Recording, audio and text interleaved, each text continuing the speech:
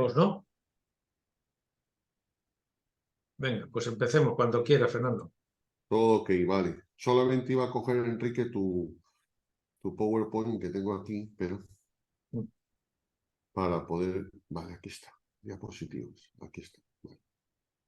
Vale. Vale. Ya empiezo, Enrique. Vamos a empezar.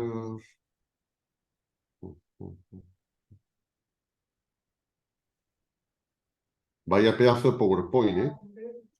Pues, a peso. Mm. Yo ya sabes que yo siempre escribo un libro y luego hablo de lo que me apetece.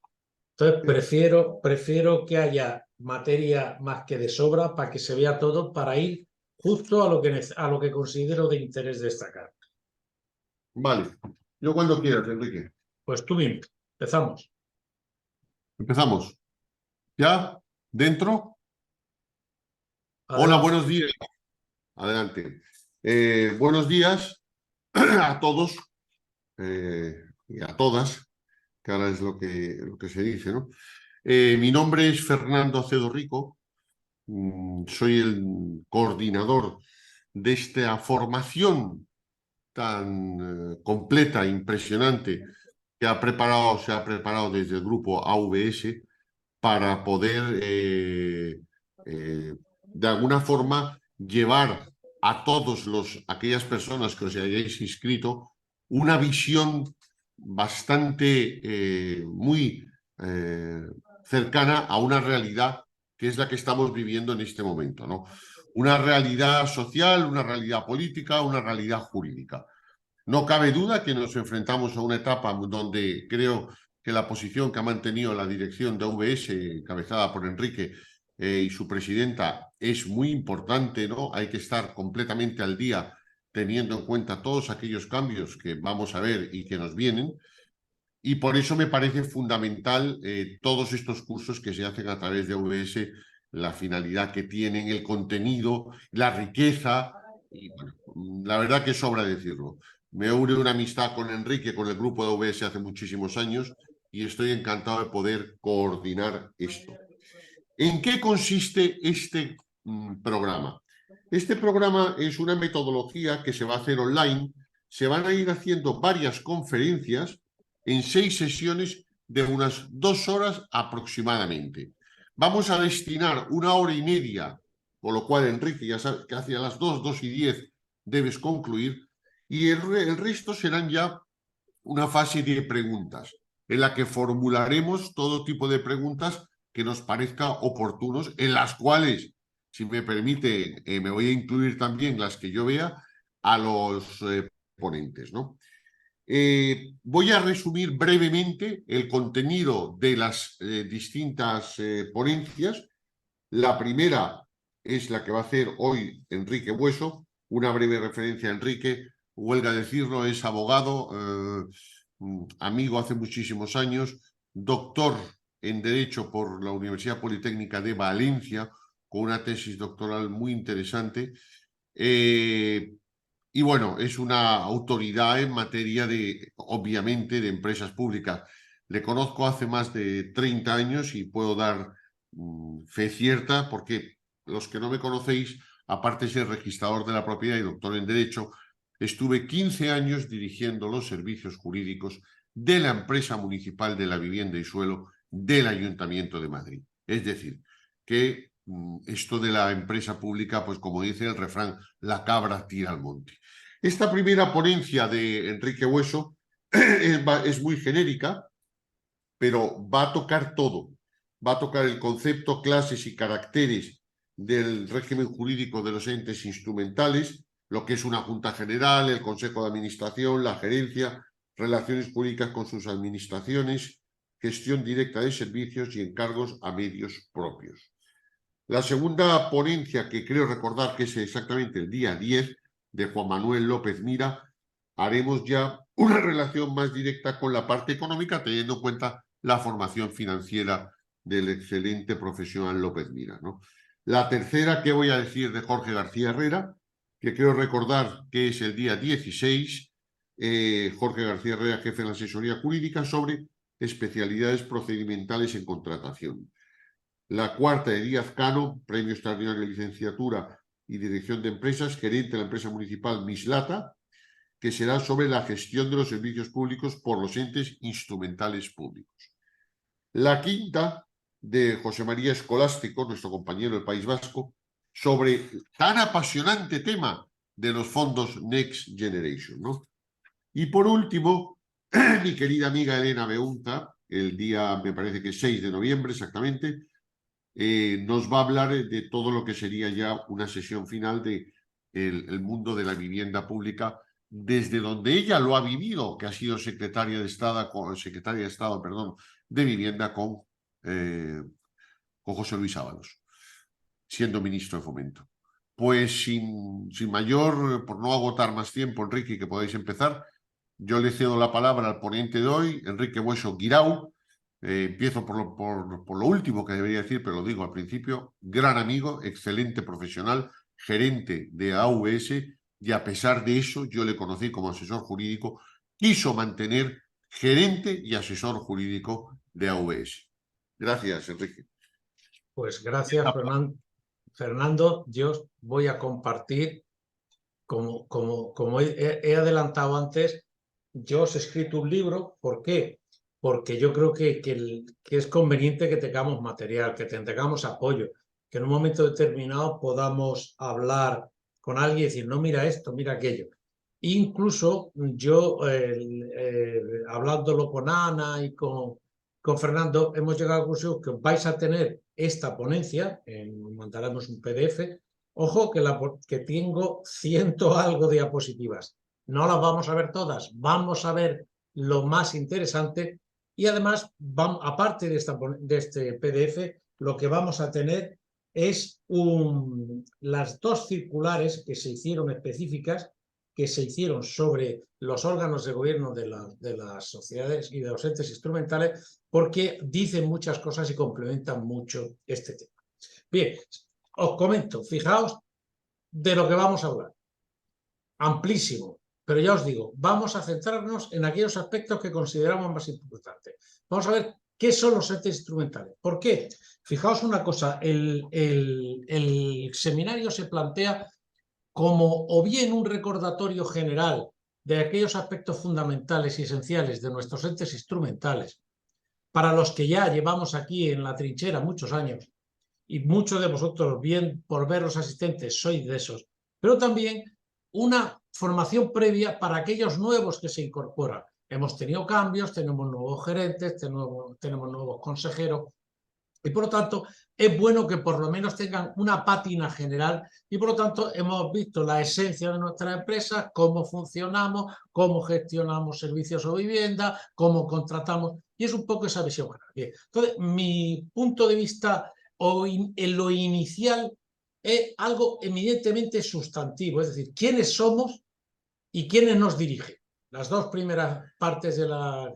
Y luego, algo que siempre, vamos, yo me alegro horrores porque, como decíamos el otro día con Pérez Mira y Julio Tejero y demás, llevamos, ¿cómo diría yo? Es un apostolado. Llevamos mucho tiempo hablando de cuáles son nuestras relaciones. Hubo un momento en que se decían absolutos disparates de muchos sectores. Y bueno, y parece que ya eso se está, ahora lo veréis, lo que llevamos repitiendo desde la ley de contratos de su día, del año 95, empezamos a hablar y demás, ahora ya se está empezando a decir por distintos órganos de contratación, el propio fiscal, la propia intervención general del Estado, etc. Ahora lo veremos. Entonces, esas son mis tres partes. En primer lugar, ¿quiénes somos? En segundo lugar, ¿quiénes nos dirigen? Órganos de gobierno. Y en tercer lugar, ¿cuáles son las relaciones jurídicas entre las administraciones y la sociedad? ¿Por qué? Porque es esencial. Tenemos que tener muy claro cuando una administración, un ayuntamiento, una comunidad autónoma quiere que hagamos algo, cómo hay que vehicular esa decisión. Porque somos entes instrumentales, entes que sirven para hacer algo fundamental, algo concreto. Y por lo tanto, ¿cómo nos tiene que decir nuestra administración? Que además no se nos puede olvidar, como veremos en los órganos de gobierno, que nuestros los directores de la administración, los políticos, los técnicos de la administración forman parte esencialmente de nuestros órganos de gobierno. Pero bueno, veremos cómo hay que arbitrar esta colaboración. Bien, dicho eso, entes instrumentales públicos. Vamos a ver qué somos, ¿vale? Vamos a ver qué forma tenemos. Vamos a destacar 4 puntualizaciones de las sociedades urbanísticas. ¿Por qué? Pues porque la mayor parte de nuestras sociedades, aunque no lo digamos, cogiendo el objeto social, somos las clásicas sociedades urbanísticas que desde el año 1975 están en vigor en España. Y es la sociedad que mejor regulada está. Ya os digo, cuando alguien viene a que montemos una sociedad, que le ayudemos a montar una sociedad, ¿a qué podemos hacer? Yo digo, acoger al alto patronazgo de las sociedades urbanísticas. ¿Por qué?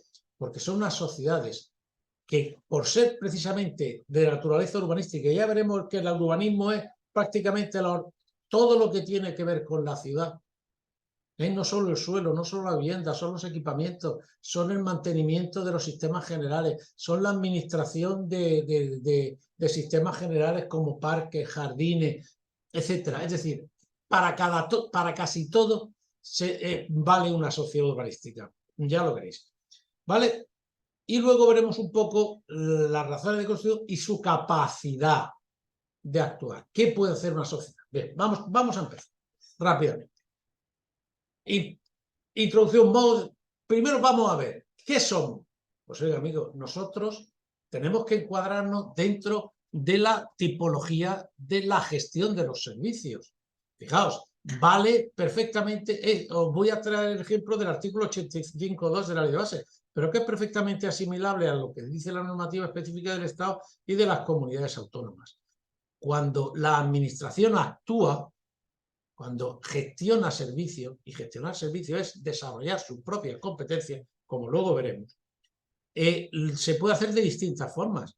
La gestión por la propia entidad local, o bien a través de una serie de entes que tienen personalidad jurídica propia y diferenciada, que son lo que hablábamos, los entes instrumentales públicos, que pueden ser en función de su régimen jurídico, en función de que se aplique o se le aplique en mayor o menor medida el derecho administrativo, tenemos los clásicos organismos autónomos, agencias, institutos, patronatos, las entidades públicas empresariales, igual en el Estado y en las comunidades autónomas, que si a diferencia de los organismos autónomos, que están sometidos esencialmente al derecho administrativo, y normalmente que se dirijan a actividades eminentemente sociales, que no tienen una capacidad de generar input económicos, la entidad pública empresarial local tiene esa misma finalidad y siempre puede tener rendimientos económicos, pero tiene un sometimiento mayor al derecho público que al privado, y como un punto intermedio entre el organismo autónomo local y las sociedades mercantiles, que están sometidas en la mayor parte de sus actuaciones al derecho privado. Veremos que hay unas excepciones muy típicas, pero que están sometidas. Y este sería el esquema fundamental. Eso sería la gestión directa. Es decir, ¿qué somos si somos un instituto? ¿Qué somos si somos un EPEL? ¿Qué somos si somos una sociedad urbanística? Somos la gestión directa de un servicio público. Y eso no se nos puede olvidar. ¿Por qué? ¿Qué quiere decir esto? Quiere decir que un órgano administrativo, dentro de su potestad de autoorganización, ha dicho que ha creado un ente con personalidad jurídica diferenciada y propia para gestionar parte de sus actividades, para gestionar parte de sus servicios o para gestionar determinadas actividades económicas siempre en beneficio de la población. ¿Vale? Entonces, es importantísimo que tengamos esto claro, que es una potestad de autoorganización, porque luego, cuando empecemos a hablar de las relaciones jurídicas y de la aplicación de la ley de contratos y de los encargos a medio propio y demás, veremos cómo la normativa europea y la propia jurisprudencia europea dice que cuando yo lo que estoy es en mi potestad de autoorganización diciendo o determinando cómo gestiono un servicio, Eso no tiene nada que ver ni con la normativa europea de mercado interior, ni con la normativa nacional de contratación pública. ¿Vale? Tengámoslo muy presente. Por eso he querido de entrada hablar de los modos de gestión de los servicios públicos. En la gestión, los servicios públicos se gestionan como dice la ley, y dentro de ese amplio panorama que da la ley, como en su potestad de autoorganización lo dicen o lo deciden las administraciones fundamentalmente territoriales. Bien, junto a esta gestión directa hay una forma de gestión indirecta, que son las famosas sociedades mixtas, es decir, aquellas en que la administración lo que utiliza es parte suyo y parte de un componente privado, se mezclan fondos públicos con fondos privados para gestionar una determinada actividad. Tradicionalmente se hablaba y se establecía una distinción muy clara, primero en la ley de base y luego en la legislación contractual. Se hablaba de la concesión, la gestión interesada, el concierto o la sociedad de economía mixta, que es la que nos vale, que algunas de nuestras sociedades tienen de segundo escalón o incluso otras directamente son sociedades mixtas, pero con la reforma, con la ley del 2017, ya no se establece, porque es cierto, oiga amigo, usted no me diga cómo tengo yo que gestionar los servicios, son las normativas sustantivas, no la normativa contractual. Si lo meto en la normativa contractual, lo que estoy es complicando. Estoy creando ese problema de qué es autoorganización y qué es contratación. Pero sí que dice la ley con buen criterio la exposición de motivos y luego se regula en la disposición adicional 22ª que cuando yo lo que utilizo es una sociedad mixta para gestionar de forma indirecta los servicios, la selección del socio y el encargo específico que yo quiera hacerle, lo tengo que hacer previamente y por lo tanto ahí sí que entra la normativa contractual. Ya no es una relación interna o in-house, sino que es una relación externa. Y ahí lo tengo, ¿vale? Bien, entonces, ¿cuál es el criterio? Aquí os estoy hablando, fijaos, aquí destacaros que precisamente la ley de contratos que hemos visto antes, lo que sí que deja muy claro es que son poderes adjudicadores y regula dentro del ámbito objetivo, pero para la contratación de puertas afuera, no para en la relación interna, que son entes contractuales, lo que son poderes adjudicadores, los organismos autónomos, los EP, las entidades públicas empresariales y las sociedades mercantiles. ¿Y qué somos? Pues yo esto ya os digo que lo pongo ya es un mantra siempre que doy una conferencia. ¿Qué es una sociedad pública? Pues mirar esta sentencia, que la saco siempre, todos los que me habéis oído, la tengo ahí del Tribunal Supremo. ¿Por qué? Porque se puede decir más fuerte, pero más claro no. Y además, para uno de nuestros asociados, que es EMASA, la Sociedad de Aparcamientos de Cádiz. EMASA es un modo de gestión directa de los servicios públicos. Nos hallamos ante un modo de gestión, lo que es lo mismo. La atribución de competencias del municipio a una sociedad municipal, que si prescindimos de entidad que es personificadora, es el propio ayuntamiento el que ha creado una sociedad para gestionar el servicio público conforme al derecho mercantil.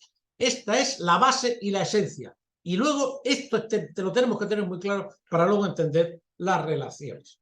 Bien, hemos dicho que somos la gestión directa de un servicio público.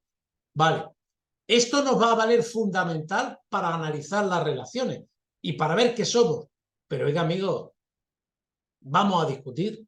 Es que usted no gestiona un servicio. Es que un servicio, oiga, ¿qué es un servicio? Vamos a ver, cuando yo distinga, luego que veremos, la gestión directa del servicio y el encargo a medio propio, ¿qué es un servicio? Pues un servicio en el ámbito local, incluso en el estatal y autonómico, está vinculado a el ejercicio de competencias. Lo tenéis en el artículo 85, lo tenéis aquí distintas normativas y luego la jurisprudencia. Os he traído aquí distintas sentencias. Pero fijaos, me gusta mucho la del 97. En el ámbito local existe una acción de servicio pública vinculada a la idea de competencia. Es decir, cuando a mí me dice la norma que yo tengo competencia en materia de urbanismo, que tengo competencia en materia de vivienda o que tengo competencia en materia de recogida de residuos sólidos. Si yo lo que quiero es una sociedad para gestionar ese servicio, es una sociedad gestora de servicios. Y lo que le estoy es, como hemos visto en la jurisprudencia del Tribunal Supremo, lo que le estoy es encargando, o mejor dicho, no digamos encargar para que no lo confundamos, estoy atribuyéndole, perdona, que vuelvo, le estoy atribuyendo competencias del municipio en materia de vivienda, de suelo, de gestión de equipamiento a una sociedad municipal. ¿Vale? Eso tengámoslo muy claro porque es fundamental para luego entender la última pregunta, que es una de las más conflictivas. Yo creo que ha sido un conflicto desde mi punto de vista interesado y artificial. Pero bueno, es una opinión personal. Luego veremos cómo está. ¿Vale? Bien, ¿cuáles son la tipología de interés que más nos vale a los sectores públicos? Pues organismos autónomos, las entidades empresariales, la sociedad instrumental y también, como forma de gestión, la gestión mixta. ¿Vale? ¿Cuáles son las tipologías de AOS? Pues fijaos, tenemos administraciones territoriales, muchas, entes de derecho público, patronato, tal, pero casi todos son sociedades, o la gran parte son sociedades mercantiles. Hay que decir que tradicionalmente las normativas de urbanismo hablaba de que eran necesarios, sobre todo las antiguas, de que eran necesarias sociedades anónimas. ¿Por qué? Pues porque antes la sociedad local, la sociedad de responsabilidad limitada, hasta la reciente, la reforma del año 90 y algo, era una sociedad como muy de ir por casa, muy personalistas, predominaba fundamentalmente el personalismo y además tenía unas limitaciones de capital, ¿Qué pasa? Que como eso se ha superado y la sociedad de responsabilidad limitada ahora lo que tiene es un tinte esencialmente personalista, pero no tiene limitaciones de cuantías y de capital y demás. ¿Qué pasa? Que en nuestras sociedades en las que solo hay un socio único de ayuntamiento y que no se puede, en su inmensa mayoría son 100% para gestionar directamente, no se pueden realizar transmisión de acciones, hay muchas sociedades actuales que se están constituyendo en sociedades responsabilizadas. De hecho, muchas veces cuando a mí me preguntan, oye, una SL es mucho mejor. Por una razón también fundamental, porque así como una sociedad anónima, tú necesitas la valoración de un perito independiente para la aportación de bienes inmuebles, que muchas veces nuestras propias corporaciones lo que hacen es constituirnos a través de adjudicándonos o asignándonos o cediéndonos un bien inmueble, nos evitamos ese proceso complejo que luego te puedes llevar problemas de valoraciones y demás que tiene el sistema de aportación de capital, de bienes inmuebles al capital el que tiene la sociedad. Y como digo, fundamentalmente las sociedades urbanísticas. ¿Vale? Bien. ¿Qué es una sociedad urbanística? Lo tercero que os quería hablar, el tercer punto de esto. Pues fijaos, es aquella sociedad que se va a dedicar fundamentalmente a gestionar el urbanismo. ¿Pero qué es el urbanismo? ¿El urbanismo con minúscula o un urbanismo mucho más extensivo? Pues fijaos, aquí os he hecho distintas precisiones. Es una definición doctrinal, pero las características, y esto es lo que nos va a dar la definición, es una sociedad mercantil, es propiedad pública, pero tiene su objeto, que ahora veremos más desarrollado, son las acciones urbanísticas en sentido amplio, tanto de planificación, gestión y disciplina, con el único límite de imposibilitar la realización de actos que impiden ejercicio de autoridad. Es decir, yo te puedo preparar todo, yo soy tu oficina técnica, yo soy tu soporte técnico, lo preparo todo y a partir de ahí los actos de autoridad los realiza la propia administración. ¿Vale? Y fijaos, promoción y gestión de viviendas, desarrollo de suelo residencial, gestión de servicios implantados, construcción de toda clase de equipamientos y gestión amplia de servicios municipales vinculados. ¿Qué quiero decir con esto? Pues fijaos, a mí me encargan el desarrollo de un polígono, un suelo, ¿y qué hago? Primero lo planifico, ¿verdad? Que lo aprueba todo el ayuntamiento, pero yo soy el que hace la gestión urbanística. Y sabéis que los actos, aparte del planeamiento, los actos esenciales de desarrollo urbanístico son los actos de gestión. ¿Vale? Gestiono el suelo, urbanizo, creo solares, hago equipamientos, vendo solares, construyo viviendas. Si he hecho un parking, luego lo puedo administrar. pero es que además como sociedad urbanística luego puedo llevar el mantenimiento de los parques que puedan salir y jardines, puedo recoger los residuos sólidos, puedo mantener el alumbrado, puedo mantener el alcantarillado. Es decir, que mi consejo, cuando alguien viene a montar una sociedad, para hacer aunque solo sea vivienda o suelo, una sociedad urbanística. ¿Por qué? Porque luego veremos que esto tiene también una ventaja, que al ser sociedades urbanísticas, su regulación, aparte de la normativa estatal fósil, que ahora lo veremos, que es un decreto del 78 que está en vigor, que se ha aplicado para aquellas comunidades que no lo han desarrollado, las comunidades autónomas lo desarrollan y lo pueden desarrollar perfectamente a través de sus normas. Y ahora veremos ejemplos magníficos de cómo han desarrollado distintas comunidades autónomas sus sociedades urbanísticas, incluso que han dejado perfectamente clara la diferencia entre el encargo a medio propio y la gestión de servicios en su propia normativa para sus sociedades urbanísticas. Con lo cual ha despejado las dudas que planteaba la ley de contra. Bien, vamos a seguir. Las razones para su constitución, fundamentalmente, fijaos que eso es una cosa que yo le hablo mucho con Juan Manuel Pérez Mira, que será vuestro profesor la semana que viene, y es que la administración pura y dura va muy bien, funciona muy bien para todo lo que es la actividad de policía, de control, todo lo que es la actividad de fomento, de potenciar. Pero hay muchos servicios y sobre todo servicios especializados, como es la gestión urbanística y suelo, que es muy difícil gestionar de la propia administración.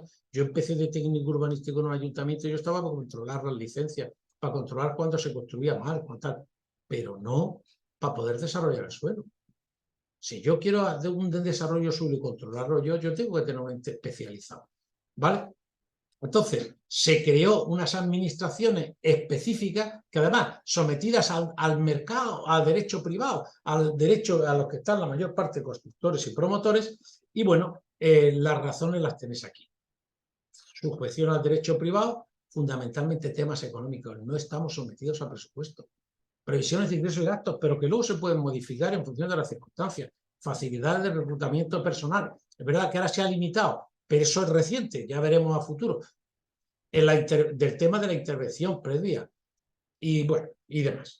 Bien, las ventajas los tenéis aquí, os he hecho un pequeño esquema, no vamos a entrar, pero facilidades de actuación general, de sometimiento al derecho privado, la gestión directa, las relaciones, luego las facilidades con la promoción de vivienda, podemos ser perfectamente promotores en todos los planes de vivienda, podemos ser consideradas como administraciones actualmente y obtener las ventajas, se nos puede ceder el patrimonio público, solo leéis con tranquilidad y luego tenemos una serie de ventajas económicas con respecto al impuesto de sociedades, se nos pueden bonificar determinados impuestos locales, luego además como entramos en las reglas de IVA y no somos destinatario final, podemos jugar con determinadas reglas de IVA, que es bastante interesante. Y luego hay un tema fundamental que son los temas de financiación. Si somos sociedades de mercado, no somos administración pública, no vinculamos con nuestro endeudamiento a la administración. ¿Cuál es nuestra capacidad de actuación? Amplísima. Ya os lo digo yo, que lo tenéis fundamentalmente en los estatutos que se complementan y se determinan a través de la justificación que se hace en la propia memoria y, como digo, se fijan en el objeto social. Amplísimo. Fijaos que el decreto que os decía del Estado, 1169/78, que está en vigor, que se ha aplicado recientemente en jurisprudencia para aquellas comunidades autónomas que no tienen regular bien las sociedades urbanísticas, amplísimo, estudios urbanísticos, actividad urbanizadora, gestión y explotación de obras o servicios resultantes de la propiedad, lo que yo os decía, prepáreme usted el desarrollo de este juego, hágame usted, hágame de oficina técnica y prepárame el plan parcial, que luego yo lo tramitaré y lo aprobaré, prepáreme el proyecto de reparcelación y prepárame el proyecto de urbanización, ejecútelos, una vez lo ha ejecutado y ya está organizado, vamos a crear solares, vamos a vender parcelas, vamos a promover su vivienda, vamos a promover equipamiento. Pero es que si luego hago un equipamiento de cualquier tipo, tenemos sociedades que administran parques industriales.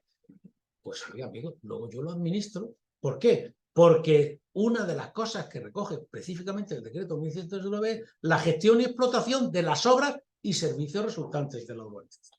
Bien, pero fijaos, lo que os decía antes de la legislación urbanística. Mirar lo que dice la Comunidad Valenciana para sus sociedades urbanísticas.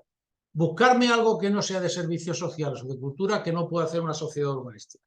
Si lo recogen su gestión de patrimonio, suelo, actuaciones urbanísticas, redacción de planeamiento, gestión de las expropiaciones, y teniendo el concepto de beneficiario, conservación de la urbanización y gestión de servicios, y para eso adquirir y realizar convenios, enajenar incluso anticipadamente, realizar convenios. Es decir, leerlo, fijaos que incluso habla de medio propio, luego veremos que esto lo desarrolla más, ¿vale? Y el resumen: urbanismo, promoción de vivienda, edificios, equipamiento, actuación de administración de inmuebles y gestión de servicios. Y esto que ya ves aquí, que sea... ¿Qué problemática tenés? Perdón, digo que sea, por la propia jurisprudencia, sea ratificado. Es decir, que esto no es una entelequia ni es algo que se haya constituido artificialmente. ¿Cuál problemática tenemos? Pues que de alguna manera en el artículo 85 se está diciendo, con un artículo 85 que a mí me resulta alucinante. Yo no sé quién redactó esto, ni cómo se redactó, pero reiteran cosas. Pero bueno, que hay que acreditar que es mejor gestionar a través de un ente instrumental con personal de escuela propia que de la otra forma, con gestión indiferencial. Bien, hay que justificarlo. Bien, es cierto que si veis lo que hemos visto de la justificación, ventajas económicas, finalidades, con que eso se justifique bien, y vuelvo al sitio, con que esos puntos que hemos visto ahí se justifiquen bien, yo creo que tenéis poco problema. Y luego, que sí que la disposición adicional novena de la LARSAL, que introdujo la LARSAL a la ley de bases, dice que cuando estemos sujetos a plan económico financiero, plan de ajuste, no la podemos constituir, y luego prohíbe la creación de sociedades de segundo grado. Para mí esto es un puro disparate. Vale que a lo mejor para determinar cosas, pero si yo, sociedad urbanística, estoy desarrollando un suelo y ese suelo hay una serie de propietarios que quieren constituir conmigo una sociedad, imaginaos que el 30% del suelo es del Banco de Sabadell y el Banco de Sabadell no se quiere ir, quiere formar parte, pues sin problemas, tradicionalmente se montaba una sociedad mixta, ¿vale? Se acaban todas las publicidades, todas las concurrencias, pero al final acababa siendo el que tenía más. Bien, pues de momento está. Es cierto que esto lo iban a reformar, pero lo iban a reformar, pero han pasado 2 gobiernos que iban a reformar y no se ha reformado. Ya veremos si esto se aclara. ¿Vale? Bien, visto el tema genérico de quiénes somos, los entes instrumentales públicos, dar un cuadro de quiénes somos, vamos a ver el segundo aspecto que yo creo que es importante. Hace poco tuvimos un seminario muy completo de esto, donde vimos los entes, donde lo estudiamos. Y además se han hecho 2 circulares completas sobre los órganos de gobierno individuales y colectivos de nuestros entes instrumentales. Me remito a ellas, voy a destacar aquí algunos aspectos, me remito a ellas y a esta. Será material que os demos. Vamos a ver, ¿en qué voy a hacer hincapié? Fijaos, vamos a hablar de la introducción. Eso sí que me interesa que nos quede por lo menos, que veamos el bosque y luego ya veremos. Veremos la Junta General, veremos el Consejo de Administración, la gerencia y luego apuntaremos otros miembros. ¿Por qué? Porque aparte de lo ordinario que es tener la Junta General, el Consejo de Junta General, órganos deliberantes, Consejo de Administración, ejecutor, colectivo y gerencia ejecutor individual, también tenemos otros órganos como suelen ser el consejero delegado, el secretario no consejero y el letrado de consejo. Lo veremos, pero de forma breve, pero ahora ver. Bien, centremos en la introducción. Hay que decir que tradicionalmente las sociedades mercantiles públicas tenían una limitación muy clara. El reglamento de servicios establecía en el artículo 45 unas limitaciones tanto de qué órganos tenían que ser obligatorios como de determinadas características de los miembros que formaban parte de esos órganos. Por ejemplo, el que la Junta General tenía que ser el Pleno. En segundo lugar, que el Consejo era obligatorio y que además los miembros del Consejo un tercio como máximo tenían que ser políticos, el resto tenían que ser técnicos o personas de relevancia, de importancia. Y luego que el gerente era obligado. El gerente en la sociedad era obligado. Bien, ¿qué ha pasado con esto? Pues que muchas veces esto no se casaba demasiado con determinadas ciudades, y a lo mejor en grandes ciudades que el pleno fuese la Junta General, oiga, mejor un órgano un poco más. En segundo lugar, oiga, es que yo no quiero constituir consejo, yo quiero constituir 2 administradores. Pues eso no se puede hacer en una sociedad pública. Oiga, es que yo quiero que en la sociedad pública todos sean políticos. ¿Por qué? Porque quiero hacer un pleno en pequeñito, o porque igual que en una junta de gobierno quiero crear miembros de mi partido porque lo que estoy aquí es actuando. Ya verán si esa actuación es buena o mala, ya lo verá el órgano deliberante, que es el pleno del ayuntamiento constituido en Junta General. Tercer punto, oiga, es que yo no quiero nombrar gerente. Yo lo que quiero es que haya un consejero delegado. No, pues será obligatorio. Bien. ¿Qué ha pasado con esto? Pues que con la reforma de la Ley de Grandes Ciudades del 97 se modificó, perdón, lo que yo no sé por qué no se ve bien esto. Y hay cosas que no se ven abajo. Pero perdón un momentito, voy a ver si consigo que no se ve, se ve cortada la diapositiva. Lo veis cortada la diapositiva, ¿no? Sí, ¿no? A ver esto cómo se puede solucionar. Perdón un momento. ¿Ves? No sé por qué ahora al trasladarlo se me ha ido. Un segundo, perdona un momento. Vale. Bien, entonces, ¿qué dice el nuevo artículo 85T? Pues fijaos, introduce algo muy importante. ¿Por qué? Porque pensar que el Reglamento de Servicio de Corporaciones Locales era del año 55. Y había una contestación amplia, sobre todo en la administración local, porque esto es una ley de comunidad autónoma, o el Estado, para crear una sociedad suya, perfectamente podía cambiar el criterio y decir que no. Las corporaciones locales se quejaban y decían, oiga, déjeme usted a mí, en mi potestad de autoorganización, que yo diga cómo quiero montarme mis sociedades, siempre y cuando al final se cumplan todas las reglas. Y entonces se introdujo el artículo 85T. Y dice, fijaos, los estatutos determinarán la forma de designación y el funcionamiento de la Junta General y del Consejo de Administración, así como los máximos órganos directivos de las mismas. Fijaos que ya de entrada no habla del gerente. Y en segundo lugar, te está diciendo, antes te decía, en la Junta General, pleno del Ayuntamiento. Consejo de... ¿Qué te está diciendo? Pues mira, vamos a dar más amplitud. Los propios estatutos serán los que me definan, ¿vale? Y además me voy a cargar con eso todas las limitaciones de calidad de consejeros, de tal. Yo no tengo por qué tener limitaciones de político o técnico, eso ya no. Y así, la Junta General puede ser la Junta de Gobierno en vez del Pleno, lo que hay en las grandes ciudades.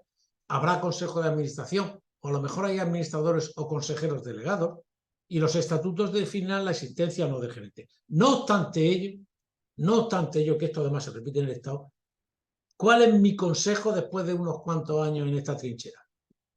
Que es necesaria una Junta General, que es el órgano político.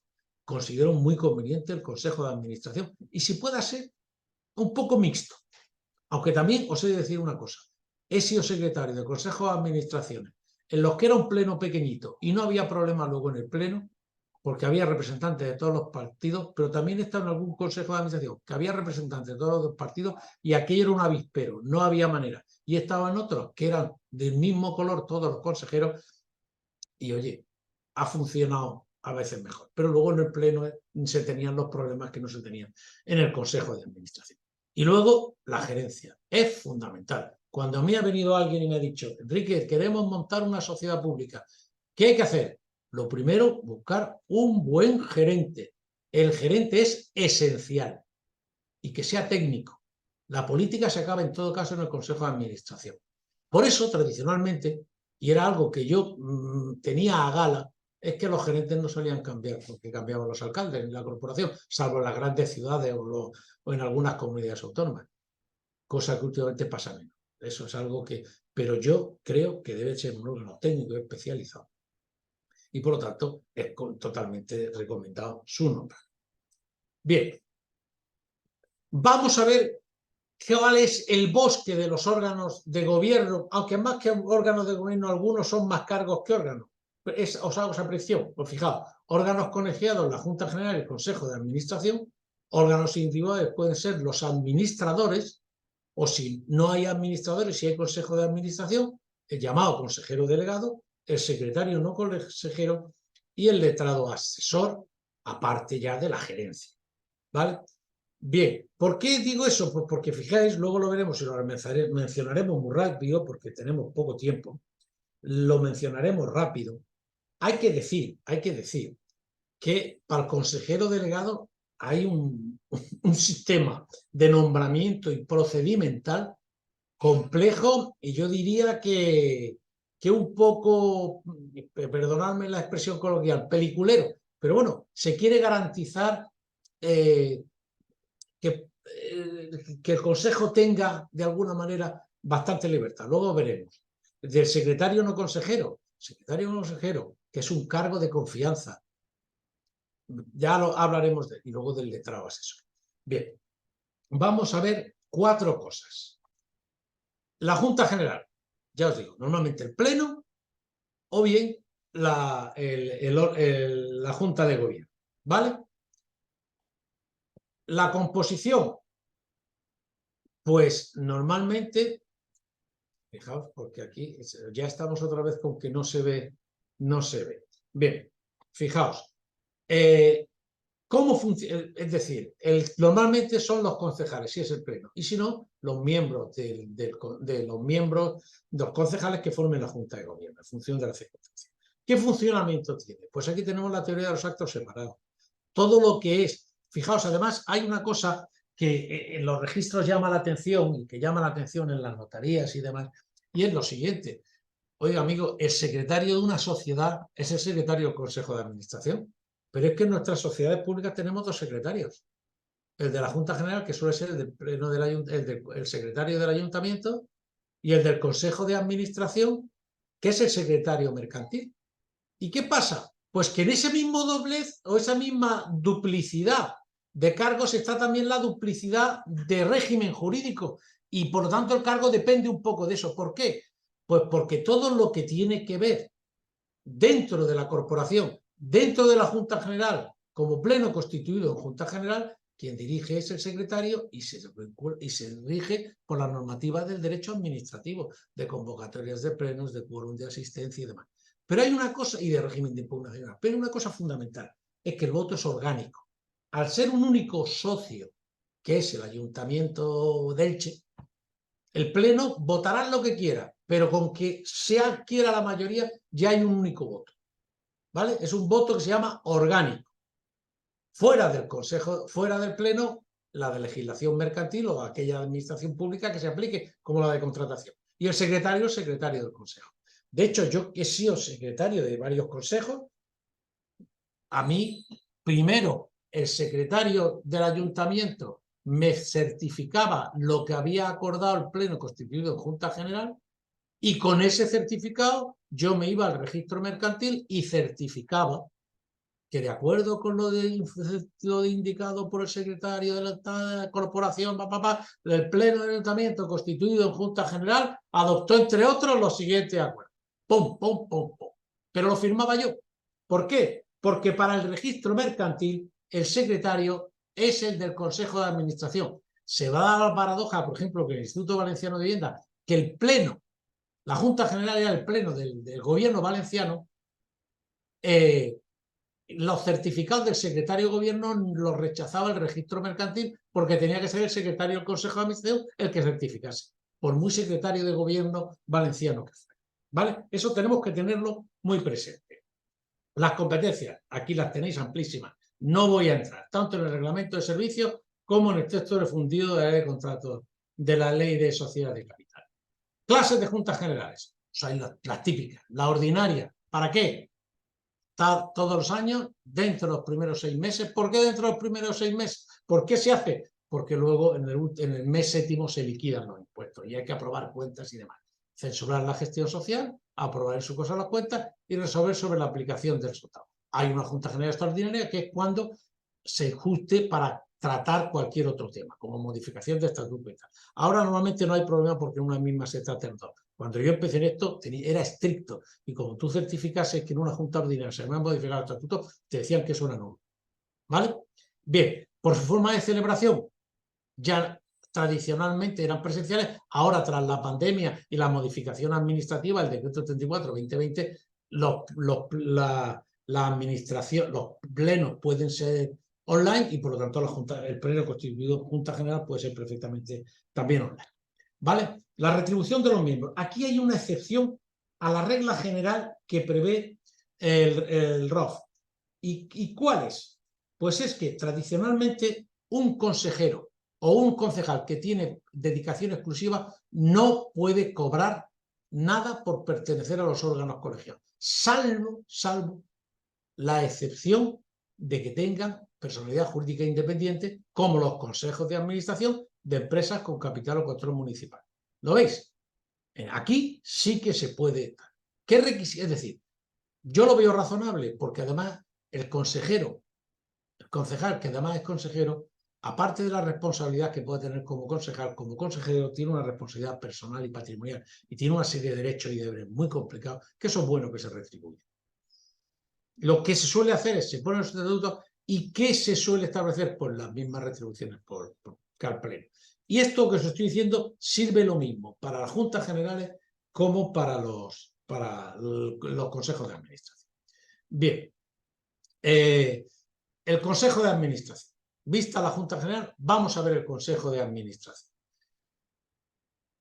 Las características, aquí os las he resumido. Pero yo aquí destacaría dos cosas fundamentales. Una, que es ejecutivo y en relación con el exterior. Así como la Junta General es interna, es de control de la propia sociedad, el Consejo de Administración es de puerta afuera, fundamental. Y luego, otra cosa que es autónomo.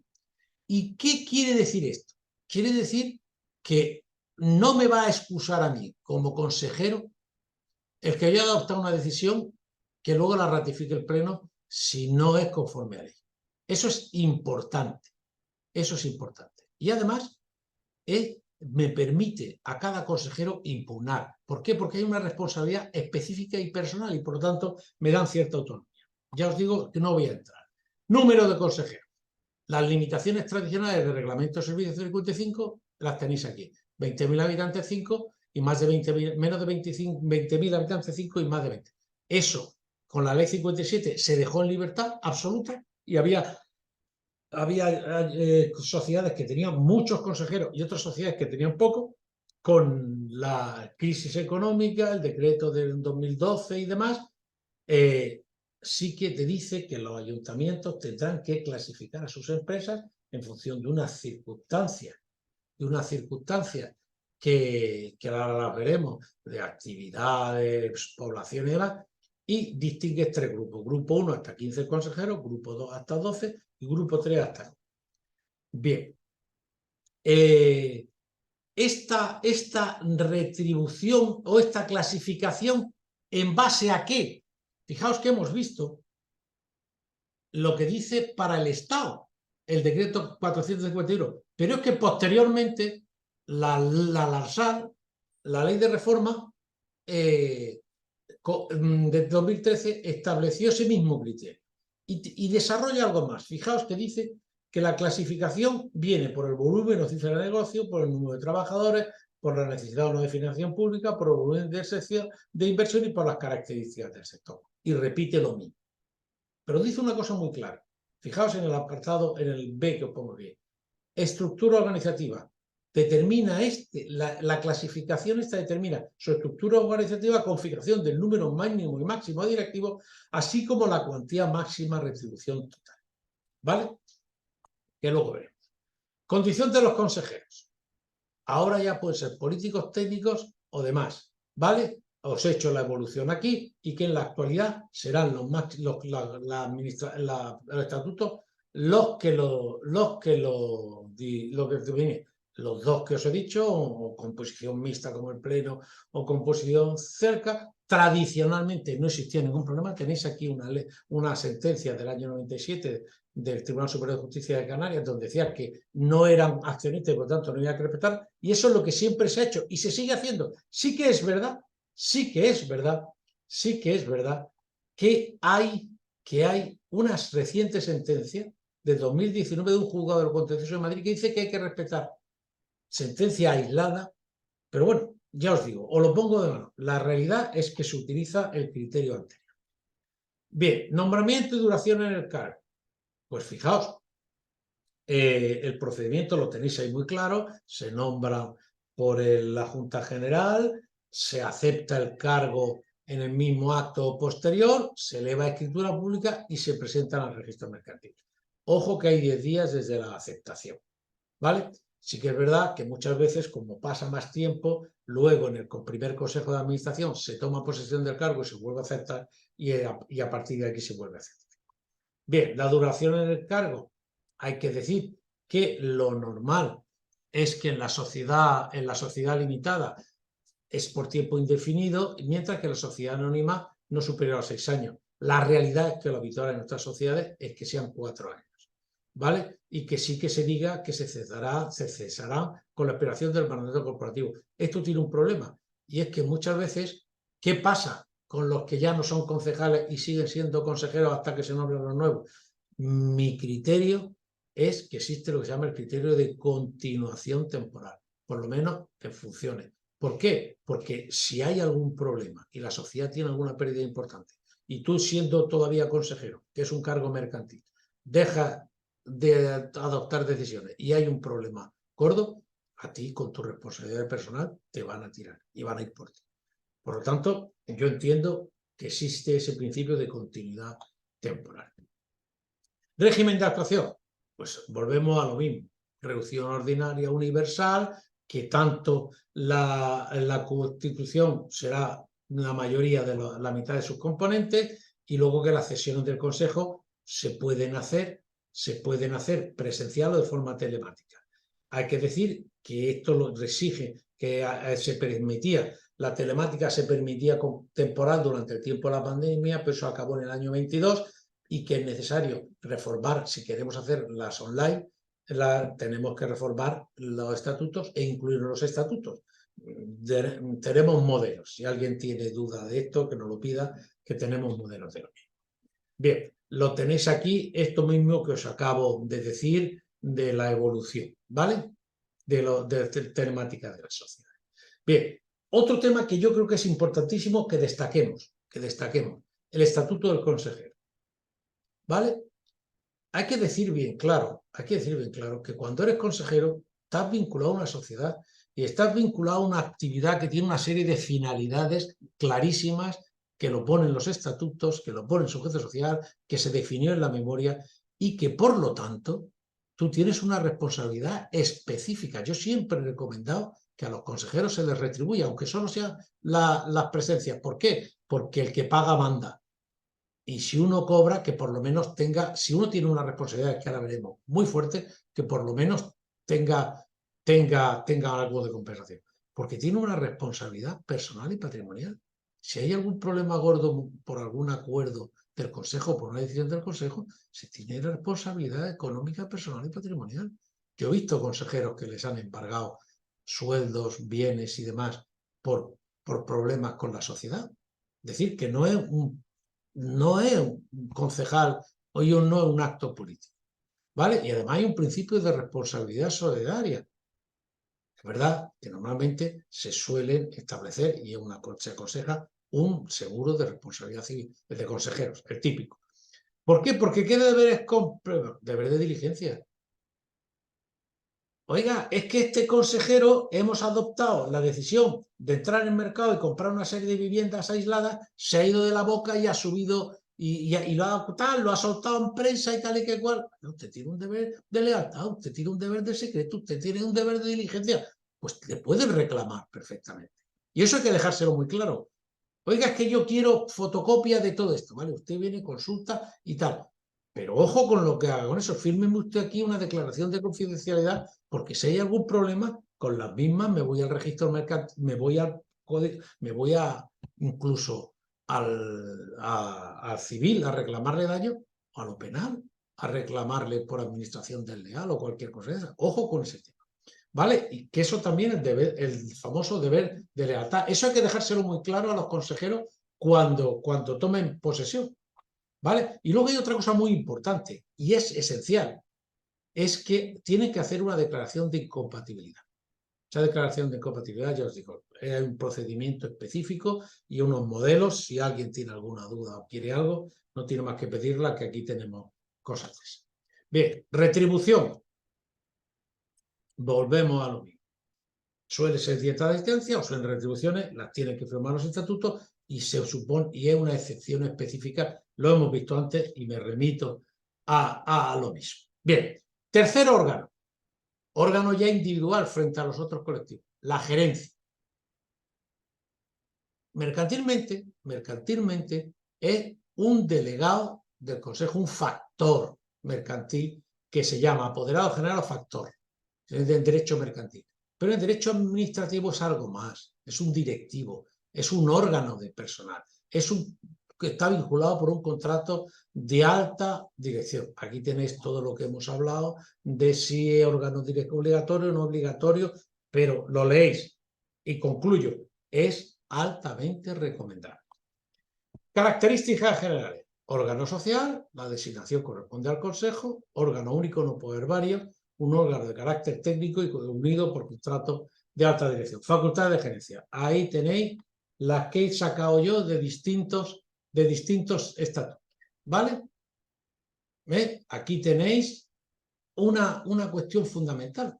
Oiga, amigo, hay que sacar convocatoria pública, hay que hacer oposición para secretario. No, hay que aplicar los principios generales, lo tenéis ahí explicado.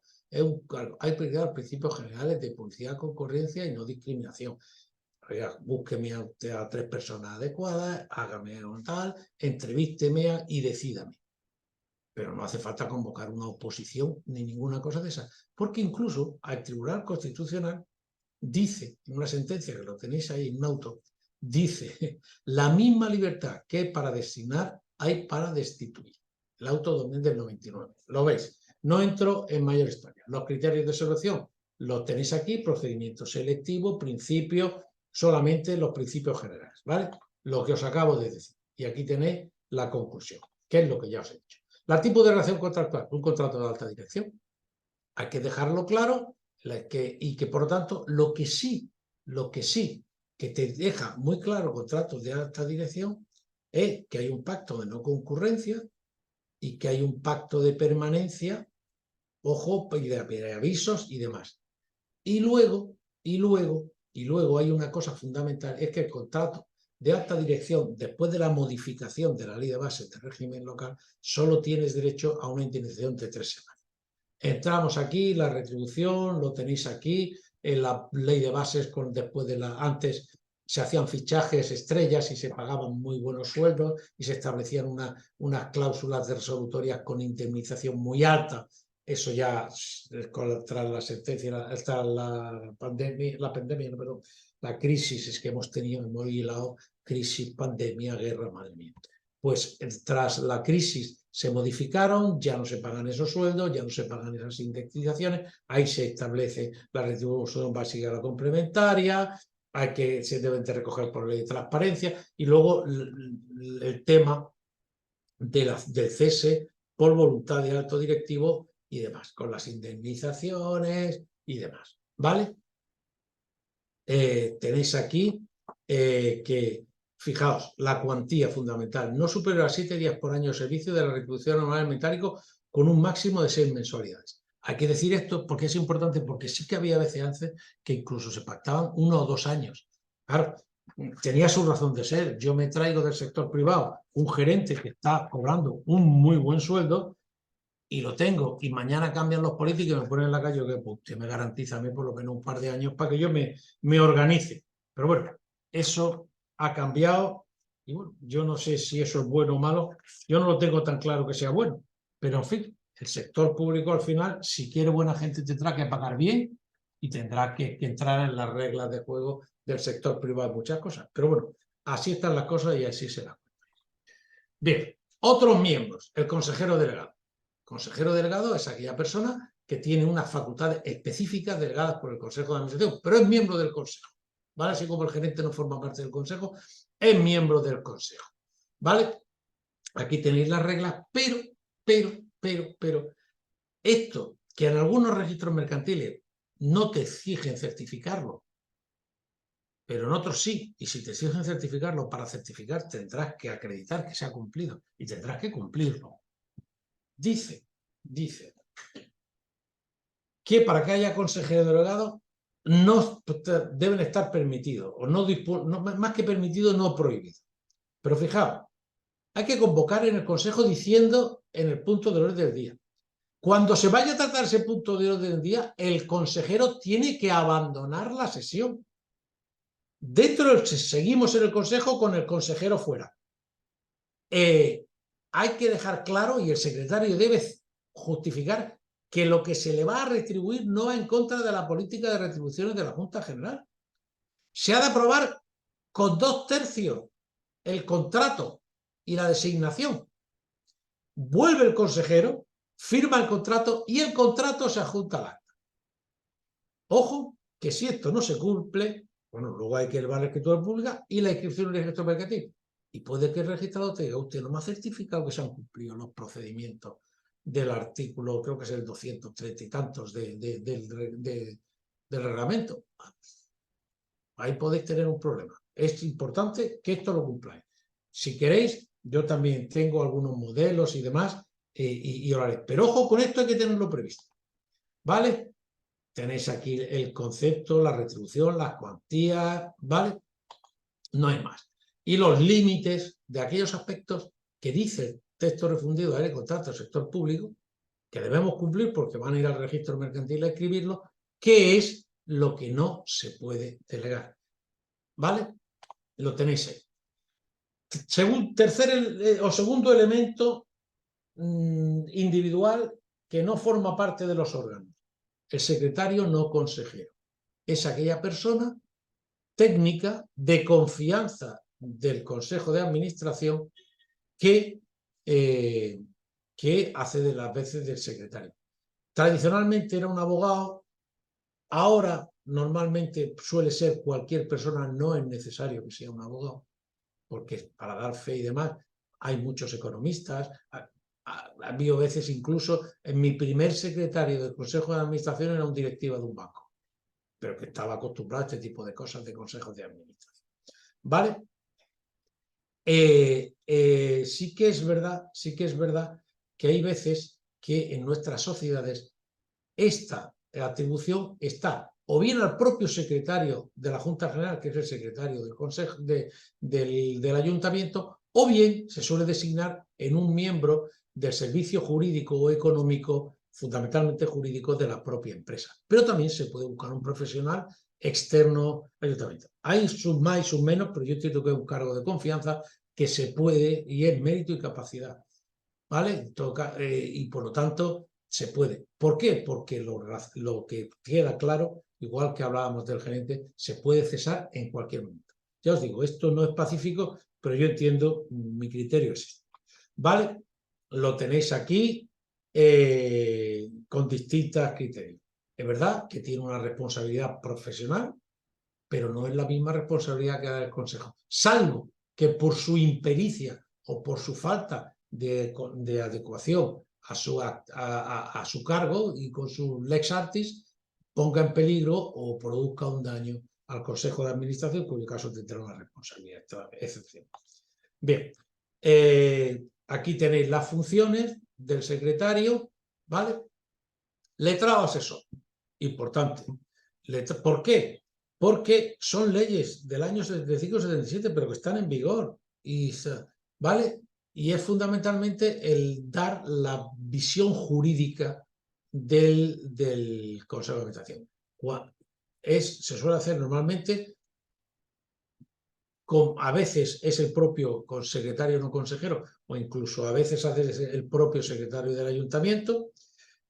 ¿Qué relaciones? Pues lo tenéis aquí, una relación personal, no es una función personalísima, lo tenéis ahí.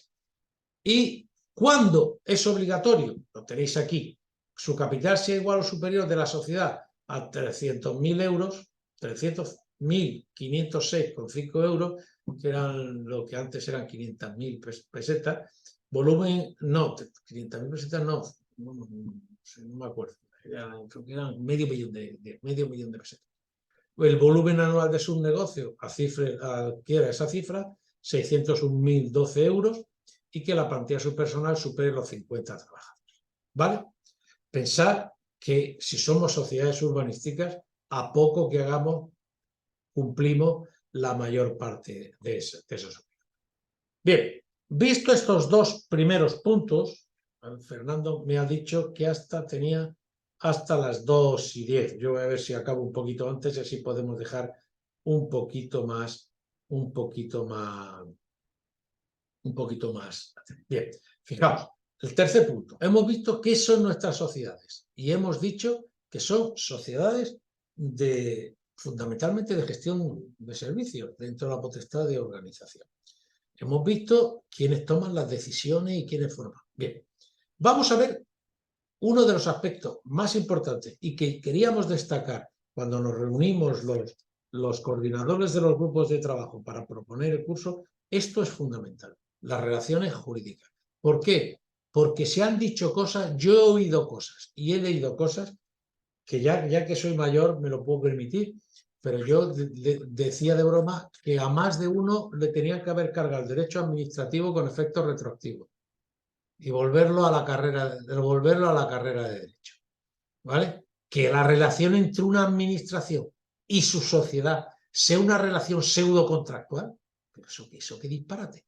Que puede ser, sí, en algunos aspectos, pero oiga, ¿no hemos visto antes lo que decía el Tribunal Supremo? Y lo decía clarísimo nuestro mayor órgano administrativo, que somos de la Unión Europea ¿desde qué año? ¿Del año 80 y tantos? Y esto es una sentencia de 2003 que te está diciendo qué es potestad de autoorganización, qué es atribución de competencias. ¿A qué venimos a montar el numerito de que nosotros tenemos una relación pseudo-contractual con nuestra administración? Nosotros somos un órgano que está gestionando actividades del ayuntamiento, que en su potestad, o ayuntamiento de administración, que en su potestad de autoorganización ha dicho, igual que tengo un servicio de servicios o de una dirección o un servicio de gestión de servicios sociales, tengo un servicio personalizado para gestionar suelo, o para gestionar vivienda, o para gestionar determinados.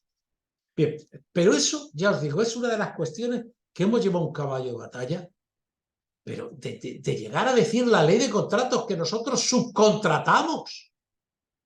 Ya, pero ¿cómo que yo subcontrato? O sea, usted ya parte de que mi relación es contractual con mi ayuntamiento y que si yo contrato fuera, estoy subcontratando. Oiga, que yo soy un órgano administrativo con personalidad jurídica, sometido al derecho privado o semi al derecho privado. Pero yo soy con la ley en la mano de contratos y con la directiva europea, yo soy un poder adjudicador. Yo no subcontrato, yo contrato. Y el que está conmigo, el que contrata conmigo, ese ya podrá subcontratar o no subcontratar. Pero yo no estoy... Y la ley de contrato utiliza la palabra subcontratar. Mira que en las alegaciones se les dijo cuando se estaba formulando. Pues nada, R que R. Pero es que incluso recientemente ha habido unas instrucciones, creo que era del Tribunal de Cuentas o de no sé qué, que seguía hablando de la subcontratación. Es que es alucinante. Yo de verdad no dejo de sorprenderme. Nosotros no subcontratamos como poder adjudicador que somos contratistas prima facie. Somos contratantes prima facie y no unos subcontratistas. Es alucinante. Bien, entonces, vamos a ver qué dice Europa de cómo se relaciona una sociedad con su administración. Porque es que otra de las cosas que a mí me duele ya el oído de oír es que todo esto que decimos de que la relación contractual, que la subcontratación, que lo no sé qué, es algo que viene de Europa. Yo me gané un enemigo una vez, un alto directivo de una sociedad pública, funcionario, que después de haberme tirado 5 años haciendo una tesis doctoral sobre las sociedades públicas municipales, me dijo que eso lo decía Europa claramente. Y le dije, mira, por favor, dímelo, porque me he tirado 5 años haciendo una tesis doctoral y no lo he encontrado. Por favor, dímelo, que es que me hace la luz, me ilumina el día. Claro, fue cachondeo general y me gané un enemigo. ¿Vale? Pero ahora veremos qué dice Europa. Vamos a verlo, ¿vale? Vamos a ver el planteamiento general. ¿Qué dice Europa y qué dice el derecho español? La directiva de 2014 de contratos públicos, directiva de mercado interior, y dice, hay un principio fundamental, dice, la decisión organizativa es una cuestión fundamental. La decisión organizativa, es decir, a través de la cual se materializa la descentralización funcional, acordaos, yo puedo prestar el servicio directamente, ¿vale? Queda excluida del ámbito de la aplicación de la directiva. Todo el que os diga que lo dice Europa, determinadas cosas, mandarle una copia de la directiva. Pero es que en el considerando quinto de la directiva dice que ninguna disposición de la presente directiva obliga a los Estados miembros a externalizar la prestación de servicios que deseen prestar ellos mismos o organizarlos de otra manera que no sea mediante contratos públicos. Ha de quedar la excluida la prestación de servicios basada en disposiciones legales, administrativas o de contratos de trabajo. Claro. Si yo tengo gente contratada para hacer esto, mi personal, o si a través de mis disposiciones legales me permite que yo gestione un servicio a través de ente con personalidad jurídica independiente. Vamos a seguir. El artículo dice, porque fijaos, otra de las cosas que se decía es que el tema del medio propio, el tema de tal, que distorsionaba la contratación pública. Que distorsionaba, ¿por qué? Porque quitábamos al mercado común, le quitábamos actividad. ¿Pero qué me está usted contando?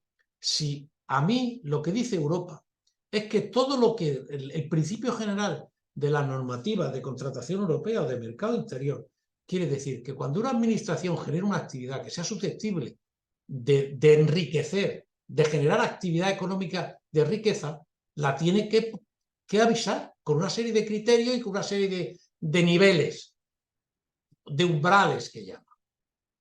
Es decir, que si yo lo que quiero es contratar una gran obra, se tiene que entrar de Polonia para acá. Pero lo que no vale es que me obligue a mí como ayuntamiento a tener que externalizar, ese derecho. ¿Por qué? Porque al final, si yo lo que en vez de hacer yo la obra, la va a hacer una sociedad mía, no hay ningún problema. Cuando mi sociedad ponga en mercado esa obra, tendrá que contratar como poder adjudicador, que os decía antes, con las mismas reglas que la propia administración. Con lo cual, a mí me da igual porque las directrices del mercado interior se están cumpliendo. Y eso os dice, perdonad, lo que os hablaba aquí del considerando y lo que dicen los artículos. La directiva no afectará a la decisión de autoridades públicas de decidir si deciden asumir a ellas mismas determinadas funciones públicas, en qué forma y en qué medida. Oiga, yo no tengo por qué obligación de sacar las cosas fuera si las puedo hacer yo, o si las puede hacer un medio propio mío, dentro de casa, in-house. ¿Vale?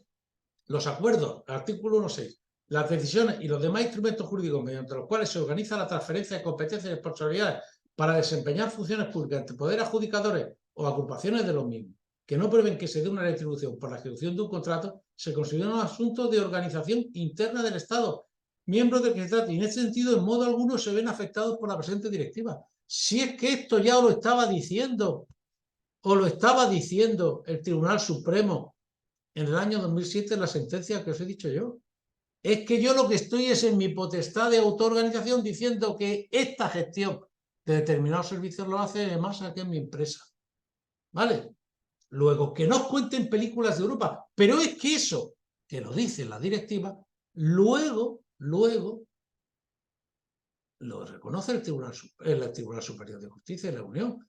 La directiva no puede privar a los Estados miembros de la libertad de privilegiar una forma de prestación de servicio. Esta libertad implica una relación que se realiza en una fase anterior a la adjudicación de un contrato y no puede por ello estar incluida en el ámbito de la aplicación de la directiva. Como ha declarado el Tribunal de Justicia, la ley no privó por consiguiente a los Estados miembros de la libertad de privilegiar una forma de prestación de servicios en detrimento de otra. Implica una acción que se realiza en una fase anterior y de la adjudicación. ¿Cómo concluyo con esto? Que no os cuenten películas de que Europa dice, Europa no se mete en la potestad de autoorganización. Europa no te obliga a externalizar servicios si los puedes dar por tu empresa. Lo que sí que te dice Europa es que si hay algo que tú vas a externalizar, bien seas tú o bien sea un ente instrumental público, tiene que aplicar las reglas de contratación pública, guión mercado interior. Porque lo que nosotros le llamamos contratación pública para la Unión Europea es el mercado. ¿Vale? Bien, dicho esto, el derecho español no puede hacer otra cosa. No puede hacer otra cosa. Y si juntamos la normativa sustantiva, legislación de ley de bases, por ejemplo, en régimen local, ley de procedimiento administrativo, ley de sector público, en el estatal y demás, y la normativa de contratación, ¿cuáles son las formas en las que se relacionan las administraciones con sus sociedades? Pues vamos a verlas. Hemos dicho que hay una decisión previa de autoorganización, ¿vale? Y que luego hay unas decisiones también externas para la gestión de los servicios, pero que nadie me obliga a externalizar. Y la ley de contratos no me puede decir, bajo ningún concepto, cómo tengo yo que autoorganizar. Bien, pues dentro de esos dos principios, ¿qué dice el derecho español? Pues fijaos, lo dice muy claro. ¿Qué problemática había? Pues tradicionalmente no había ningún problema. La sociedad éramos de gestión de servicios y con la legislación urbanística no había problema. Llega la ley del suelo y empieza a hablar de la encomienda de gestión. Y ya, los grandes mentes españolas, es que la única relación es la encomienda. No es nada. Fijaos, ¿cuál es la realidad? Con la legislación en la mano y con la interpretación de la jurisprudencia, la atribución habitual de competencia es una autoorganización, un ejercicio de gestión a través de mi propio medio, que si es 100% es una gestión directa de un servicio público. Luego, mi relación habitual con mi empresa municipal o con mi empresa de autónoma es de gestión directa del servicio. Si hay algo que excede de lo habitual, si hay algo que excede por razones específicas que luego veremos, si es porque viene una cantidad específica, concreta y determinada y es bueno que tenga un régimen distinto, si es porque yo necesito un servicio de nueva implantación o estoy haciendo algo nuevo y tengo que contratar un personal específico y que son las únicas excepciones que se permiten para nuevo personal, salvo las tasas de reposición y todas estas cosas, la haré a través de un encargo a medio propio. O ya veremos de la encomienda. Veremos ahora la diferencia entre el encargo y la encomienda. Eso es lo no habitual. ¿Cuál es entonces toda la tipología genérica? Pues lo tenemos aquí. Relaciones internas o instrumentales. Las llamadas relaciones in-house, dentro de casa, con medios propios. Atribución de competencias, que es la gestión directa del servicio público, y con medios propios, lo que se llama la cooperación vertical, que es el encargo a medio propio y las encomiendas de gestión. Ahora veremos la diferencia entre una cosa y otra. Frente a estas relaciones internas, in-house, de gestión propia, de autoorganización, que no me obliga a sacarlas fuera y que yo puedo hacerlas. ¿Por qué? Porque tengo un mecanismo de cierre y es que todo lo que tenga que contratar, bien sea yo o bien sea un ente instrumental mío, está sujeto a la normativa contractual o de mercado interior, hay unas relaciones externas. Aquí sí que quiero ir fuera. ¿Y cuáles son las relaciones? Pues las llamadas cooperación interadministrativa del artículo 6.1 de la ley de contrato, que es la llamada cooperación horizontal. Los convenios interadministrativos. Y luego las llamadas contractuales, que son o las denominadas partenariado público-privado. Las contractuales son las de partenariado público-privado, que ahora todo el mundo habla de partenariado público. Pues las contractuales es las que interviene la administración como público y el privado como capital privado. Y pueden ser las de partenariado público-privado institucional, que es cuando se crea el famoso PPPI, CCPI, una sociedad mixta y la contratación pública en general. Bien, aquí tenéis el desarrollo de esto, de lo que os he dicho. Destaco la atribución de competencias dentro de la potestad de autoorganización, ¿vale? Y las características son el ejercicio de competencias delegadas atribuidas y bien establecidas en el objeto social, se suelen incluir en los PAIF, en los planes de empresa, y los regulares y sustantivas. Tienen la ventaja de que no hacen falta ser retribuidas por tarifas, sino que se pueden retribuir perfectamente con asignación presupuestaria. Eso lo explicará con mucho detalle Juan Manuel Pérez Mida en la próxima clase. Con medios propios, cooperación vertical, aquí sí que tenemos algunas especialidades que creo que tenemos que tener claras. En primer lugar, no es una relación contractual, es una pseudo relación contractual un encargo que no se le aplica a la ley de contratos del sector público siempre que se den unas condiciones, que ahora las veremos, para las condiciones para el medio propio, es una actuación no habitual de carácter territorial y hay dos tipos. El famoso encargo a medio propio.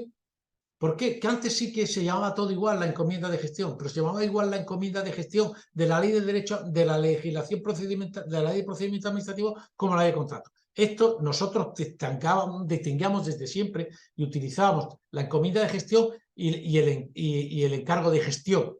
Si os acordáis a los primeros escritos, ¿por qué? Porque aquí de alguna manera han seguido esa línea, pero han puesto un nombre distinto. El encargo a medio propio, que, como hemos dicho, determina específicas, siempre que se refiera a materias objeto de la ley de contrato, obras, servicios, suministros y demás, y la regulación viene en el artículo 32 y 33 de la ley de contrato. Frente a estos encargos a medio propio que se regula por la ley de contrato y en sus materias, como una relación pseudocontractual, pero ajena a la ley de contratos, salvo al artículo 32 y 33, tenemos las encomiendas de gestión, las de toda la vida del artículo, creo que era 14 de la ley de procedimiento administrativo. Pero hay unas características especiales que son las siguientes. En primer lugar, solo se puede dar o solo se pueden realizar esa encomienda de gestión a entes instrumentales sometidos al derecho público. Por lo tanto, cualquier sociedad mercantil no puede recibir bajo ningún concepto una encomienda de gestión. Todavía oigo yo informes sobre encomiendas de gestión a la sociedad tal. El artículo 11 de la ley 40, la ley de régimen jurídico del sector público, lo prohíbe. Y además, no pueden incluir materia objeto de la ley de contrato. Lo tenéis aquí. Artículos 11 y 86 de la ley 40/2000. Bien, y las relaciones externas, pues lo tenéis aquí. No voy a entrar, ¿vale? Fijaos que el planteamiento es muy claro y por eso los europeos se quedan bastante tranquilos en cuanto a esto que hablamos de la potestad de autoorganización. Fijaos que el esquema está muy claro. La administración le dice a su ente instrumental, desarróllame ese suelo y construyeme tantas viviendas, un polideportivo y un parking subterráneo. Relación in-house, no contractual. A Europa le da igual, ¿por qué? Porque cuando el ente instrumental empiece a contratar fuera, no subcontratar, contratar prima facie fuera, es una relación contractual. Y como relación contractual está sometida a la legislación de contrato. Y por lo tanto, no hay problema frente al derecho europeo. La cooperación horizontal, y aquí os vamos a hablar de algo muy típico nuestro, de los gestores públicos. La administración del Estado crea unas ayudas para determinadas actividades de vivienda. Convenia por una cooperación horizontal con un ayuntamiento. Y el ayuntamiento, dentro de su relación in-house, no contractual, se lo encarga a su ente instrumental. Cuando el ente instrumental contrate fuera, entonces ya volvemos aquí. Y entonces sí que es una relación contractual. Como digo, a Europa eso no le importa. ¿Vale? Uno de los convenios típicos son los urbanísticos, que para nuestras sociedades urbanísticas son muy habituales. Bien, el encargo a medio propio, hay que decir que ya hemos ido hablando de él. Aquí tenéis un estudio bastante completo, pero os he de decir que, y os voy a contar por encima que las condiciones del encargo a medio propio, fijaos que las condiciones del encargo a medio propio las vamos a ver aquí, ¿vale? Las vamos a ver aquí, ¿qué se requiere? Control, actividad, determinación, pertenencia pública. Eso yo lo voy a ver muy por encima, pero lo vais a ver con más detalle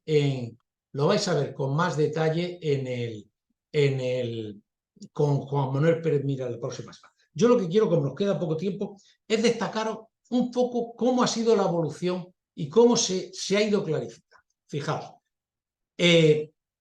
tradicionalmente no había el más mínimo problema. A través del reglamento de servicio de ley de base nosotros estábamos gestionando servicios y no pasaba nada. ¿Qué pasa? Que con el texto, la ley de contrato y el texto refundido de 2011, el artículo habla ya de las encomiendas de gestión. Y ya empieza el artículo 4. Oiga, cuando empieza a buscar la ley de contrato, a ver cómo excluye una sociedad, me encuentro esto primero. Pero es que hay que seguir para adelante. ¿Por qué?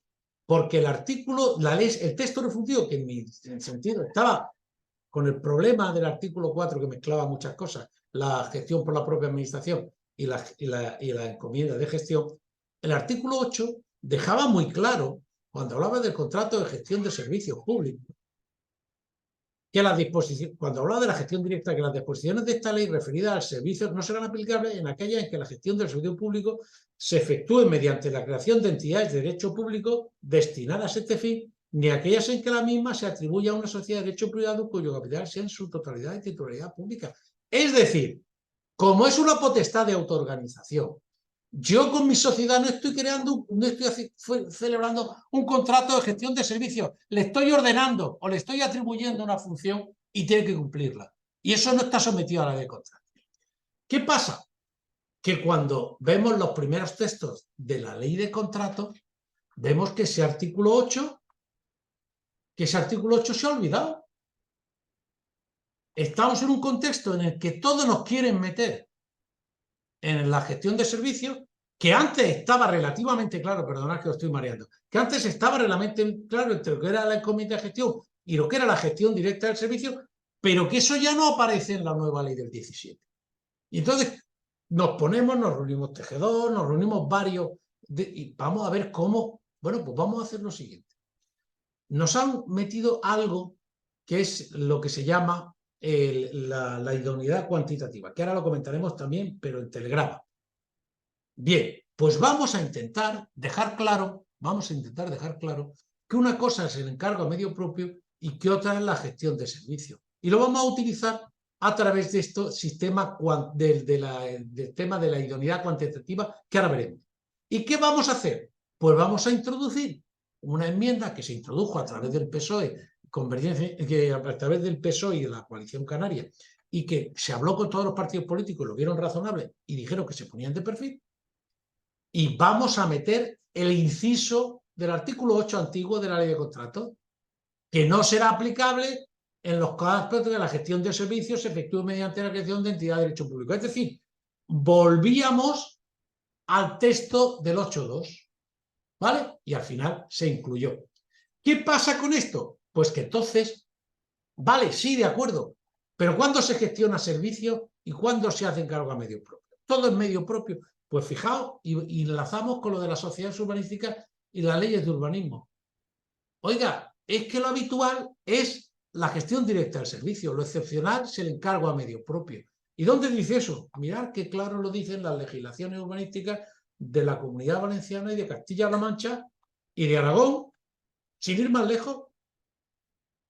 La Ley de Ordenación del Territorio y Urbanismo del Paisaje de la OTU Valenciana. Estas sociedades, las sociedades urbanísticas, tendrán la consideración de estos instrumentales para la gestión directa de los servicios públicos y actividades para los que ha sido constituida, y en su caso, la de medio propio de la Administración para la ejecución de actuaciones específicas que se le encargue o encomiendo, siendo su régimen establecido en el efecto en la legislación de contratos públicos y de régimen jurídico. ¿Lo veis? Pues eso mismo dice Castilla-La Mancha y eso mismo dice Aragón. ¿Vale? Luego, regla general, gestión de servicios, autoorganización, no vinculada a la ley de contratos y ajena con Europa. Bien, seguimos. Eso mismo ya lo están diciendo el propio IGAE, que al principio no, la contratación, las instrucciones del ayuntamiento. y demás. Bien, no entro en medio propio, que lo vais a ver. ¿Qué es el medio propio? Bueno, lo digo, el medio propio es cuando la administración lo que tiene es un ente instrumental que forma parte de su autoorganización, de propia parte de tu organización, y que es 100% suyo, y que por lo tanto puede recibir estos encargos para poder realizar actividades puntuales y concretas. ¿Qué requisitos tenéis aquí? Una definición. ¿Qué requisitos? Control análogo a cualquier servicio. Nosotros somos 100%, con lo cual no. Pero ya no solo en cuanto a los órganos, nuestras sociedades y nuestros entes instrumentales no solo forman parte de los órganos, sino de los órganos directivos y de administración, como hemos visto antes, sino que también le aprueban la previsión de ingresos y gastos que forman parte de los presupuestos como anexo, les controla el interventor y los órganos que correspondientes, todo luego se aprueban, las cuentas, se incluyen en la cuenta general, etc. La actividad principal, esto lo contará Juan Manuel. El 80% es de la actividad de los cometidos confiados, no cometidos sometidos a encargo a medio propio. O lo comentará, es decir, es cualquier actividad de desarrollo de competencia municipal o de encargo de competencia municipal, siempre que sea el más del 80%.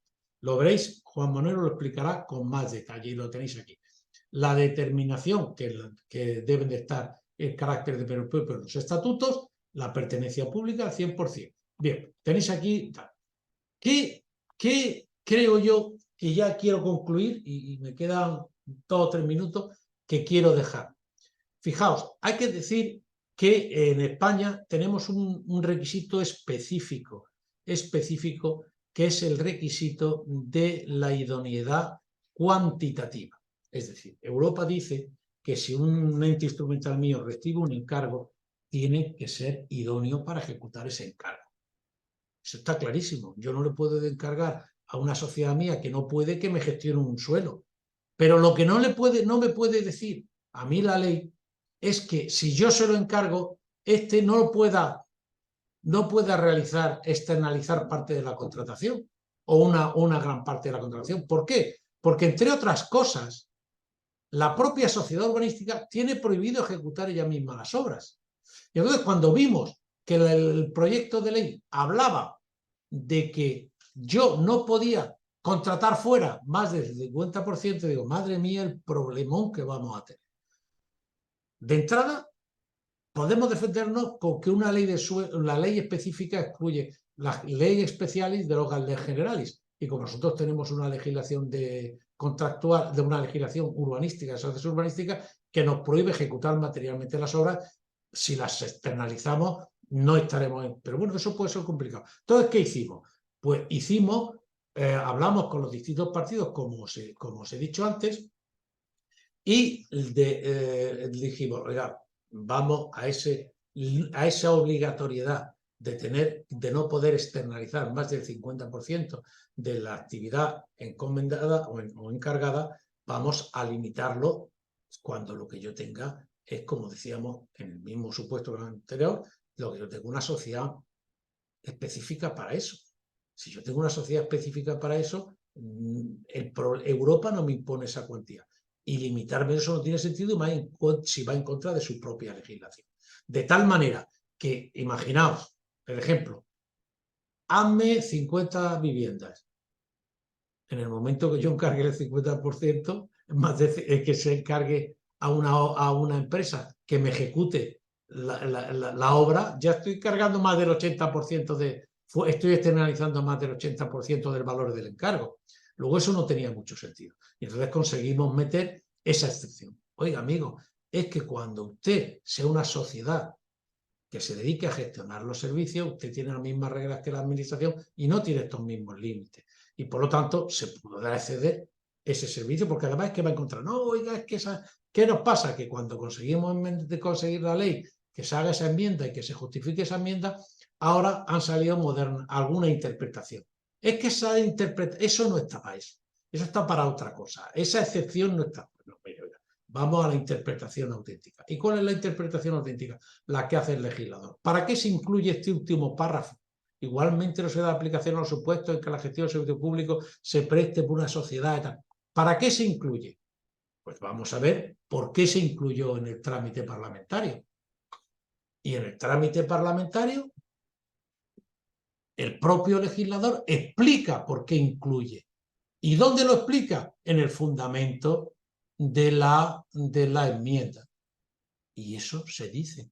Si aplicamos este criterio, se confunde el encargo de una obra con un criterio, gestionar un servicio, que es lo que hacen los entes instrumentales, y además va en contra de la normativa específica. Es decir, que si os discuten por qué, aquí tenéis las dos enmiendas, las de que son, gracias a Dios nos dejaron realizar, ¿vale? Y ahí las tenéis. Si hay algún problema, pues ahí, oiga, esto se ha hecho para que una sociedad pública 100% que está gestionando servicios y específicamente las sociedades urbanísticas que están gestionando obras de urbanismo, obras de construcción, obras de realización de viviendas, obras lo puedan no subcontratar, sino externalizar. ¿Por qué? Porque dentro de su potestad de organización se le ha encargado a una sociedad tuya o se le ha atribuido una competencia y esta sociedad tuya es la que va con las reglas de mercado interior a contratar fuera. Bien, tenéis aquí todo esto.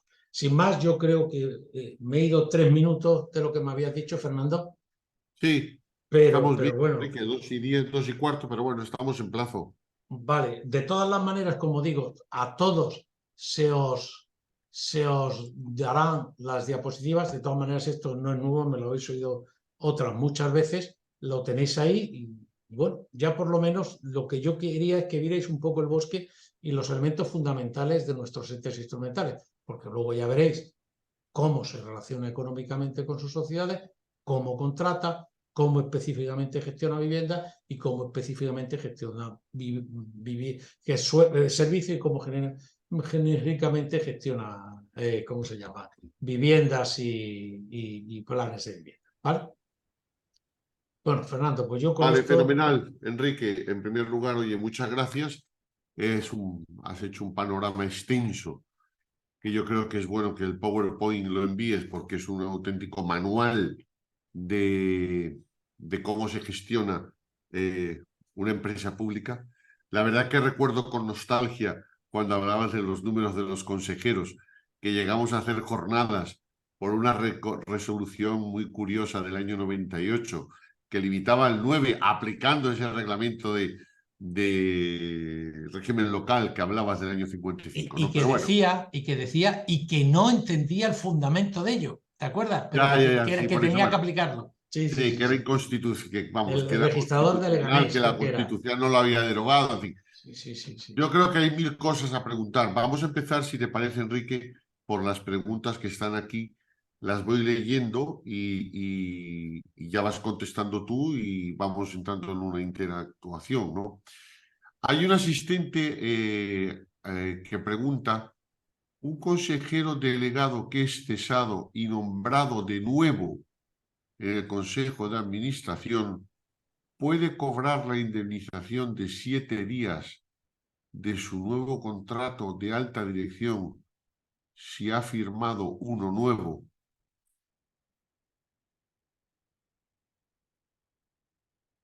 Enrique, no te oigo. Es que, a ver, o sea, vamos a ver, el Te lo supuesto. repito, te lo No, repito. pero déjame, Vamos, yo te cuento, a yo ver. te diría, no, yo te diría que no, pero yo no sé qué opinas tú. Repito Hombre, la pregunta. Asistente vamos a a ver. pregunta, un Legalmente sí, consejero espérate. delegado Sí. que es cesado y nombrado de nuevo, entiendo que si es cesado y nombrado es en el mismo acto, en el propio Consejo de Administración, puede cobrar la indemnización de 7 días de su nuevo contrato de alta dirección si ha firmado uno nuevo. No sé, yo la verdad lo entiendo regular, pero en cualquiera de los casos, para mí, si se cesa y se le nombra otra vez, yo creo que no procede ninguna indemnización. Pero bueno, lo dejo en tus manos. No, yo pienso que, bueno, podía tener un argumento jurídico de defensa, pero es muy poco defendible frente a terceros. Para mí poco, sí, pero no sé. Claro, oiga, usted a mí me echa y cobra la indemnización, y al cuarto de hora me recoge otra vez y ya, no Sobre sé, todo da la sensación de que es nombrado y cesado en el mismo momento. claro, yo eso lo Con veo. lo cual, yo creo que no. Yo eso, ¿sabes? No sé qué Vale. decirte. Bueno, pues paso a una segunda pregunta, Enrique. Sí, Te la leo. Hola, buenas tardes desde Sevilla. Una consulta. Nuestro Consejo de Administración ha nombrado el pasado lunes un consejero delegado como vicepresidente, ¿vale? Además, es el mismo del anterior mandato. Entiendo que es el mismo consejero del anterior mandato. De la sociedad cuya firma es necesaria junto a la gerencia a partir de los 18.000 euros. Pregunta. ¿Puede firmar desde el momento que ha sido nombrado y tenemos el acta o hay que esperar a la inscripción? Vamos a ver, yo creo... Te concluyo la pregunta, Enrique, perdona. Sí. El artículo 152 del reglamento del registro mercantil, aludiendo a los efectos de la inscripción del nombramiento de los consejeros delegados, establece que inscrita la delegación sus efectos en relación con los actos otorgados desde la fecha de su nombramiento se retrotraerán al momento de su celebración. Vamos a ver, yo creo que el tema del consejero delegado es uno de los pocos supuestos que era constitutivo. ¿Me explico? Es decir, que es necesario para poder funcionar que se inscriba. Pero bien es verdad que la propia ley, como hay circunstancias, luego se retrotrae. Pero si no se inscribe, no se retrotrae. No sé si me explico. Yo para mí, fíjate, Enrique, en la medida que pueda contestar como registrador, a mí la sensación es que a efectos internos, o sea, yo Internos, sí, coincido frente a contigo, terceros. claro, una cosa es a efectos internos y otra cosa frente a terceros. Frente a terceros es evidente que es obligatoria, te diría, la inscripción para que produzca efectos, ¿no? Pero mi duda es que respecto a efectos internos, ¿por qué no va a poder firmar algún pago con la gerencia hasta Yo 18 entiendo, yo euros? entiendo que sí, yo entiendo Yo igual que tú. Y también. estamos además en derecho mercantil, que lo Estamos que en se derecho busca es la mercantil, agilidad. la Ah, propia o el propio compañero que nos hace la pregunta nos menciona el 152 sí, pero que fíjate una encima, cosa. convalida los actos otorgados desde la fecha de su nombramiento. Sí, por En este eso, caso, a efectos sí. Fíjate, yo aquí lo que veo difícil es que pudiese firmar, que nos pasó alguna vez en la empresa municipal de la vivienda, que tuvimos que inscribir en un día el cambio, cuando se tenían que firmar escrituras públicas escrituras públicas de transmisión de viviendas, ¿no? En ese caso era imprescindible la inscripción del y es que hay consejero. un régimen, hay un criterio adicional. Por eso os he insistido yo bastante. Fijaos que os está diciendo, si se inscribe se retrotrae, pero si no se inscribe, que se... El problema que yo le veo, y por eso hay que tenerlo muy claro, es que yo he visto sociedades de las nuestras que no han seguido ese procedimiento y por no seguir ese procedimiento luego no han inscrito al consejero delegado. ¿Y qué pasa con todo lo que ha hecho? Vamos a esperar, ¿sabes lo que os digo? Por eso es muy importante el Claro, nombramiento. depende mucho de la relación interna y todo eso, claro, lo que Pero dices tú yo es estoy verdad. contigo, las relaciones internas yo entiendo que sí. Y más pago de nóminas y cosas de esas, ¿sabes? Mm. Vale, sí, exacto, eso es. Sigo con otra pregunta, Enrique, en el chat del seminario.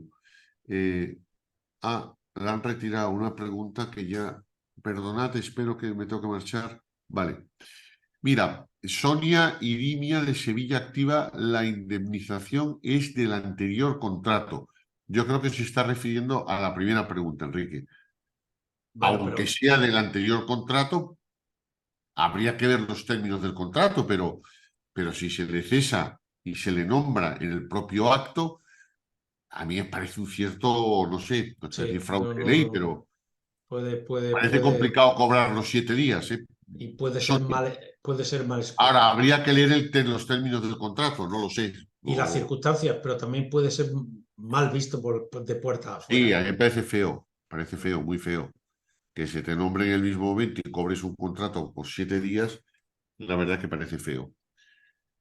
Desde Alcobenda, G. Rodríguez pregunta sobre las dietas de los miembros del Consejo para los concejales en régimen de dedicación exclusiva.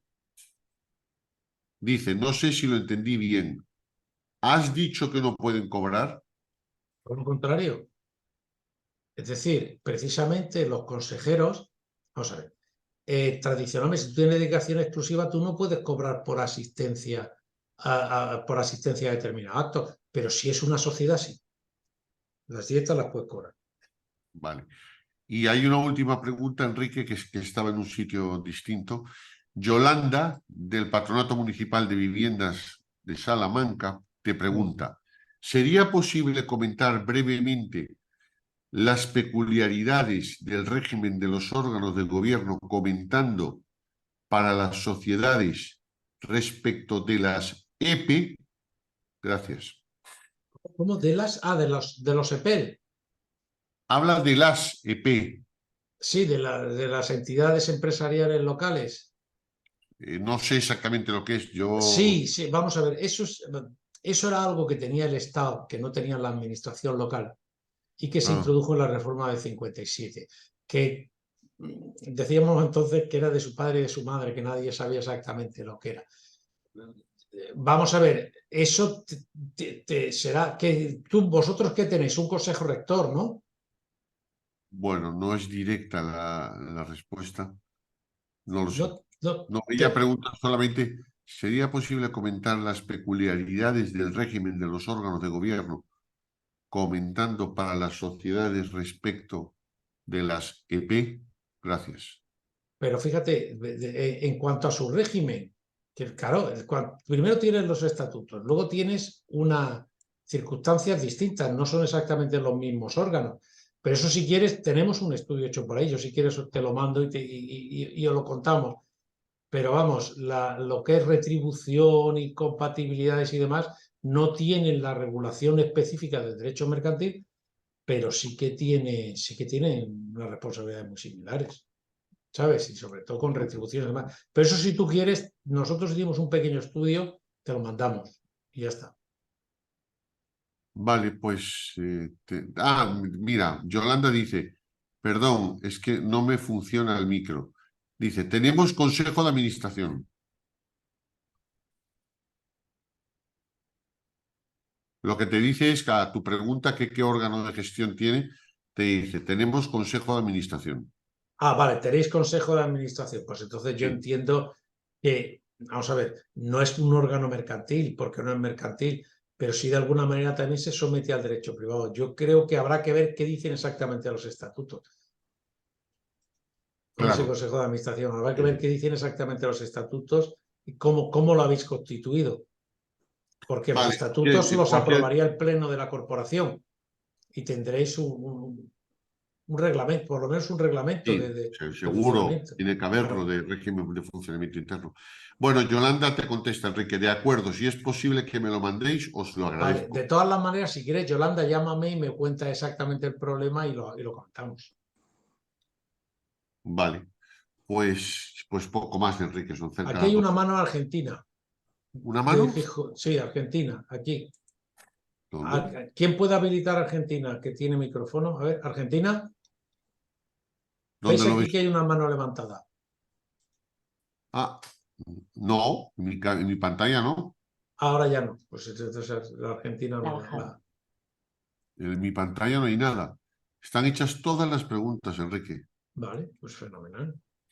Eso es lo que se ha entendido mucho, que no se ha entendido nada. Lo Mira, cual, del Consell Insular de Menorca sí, dicen, perdonad, me tengo que marchar, se guardará la grabación y se enviará juntamente con la presentación. sí, esa es la idea, se mandará todo, sí. Vale, pues ya sabes, Ana.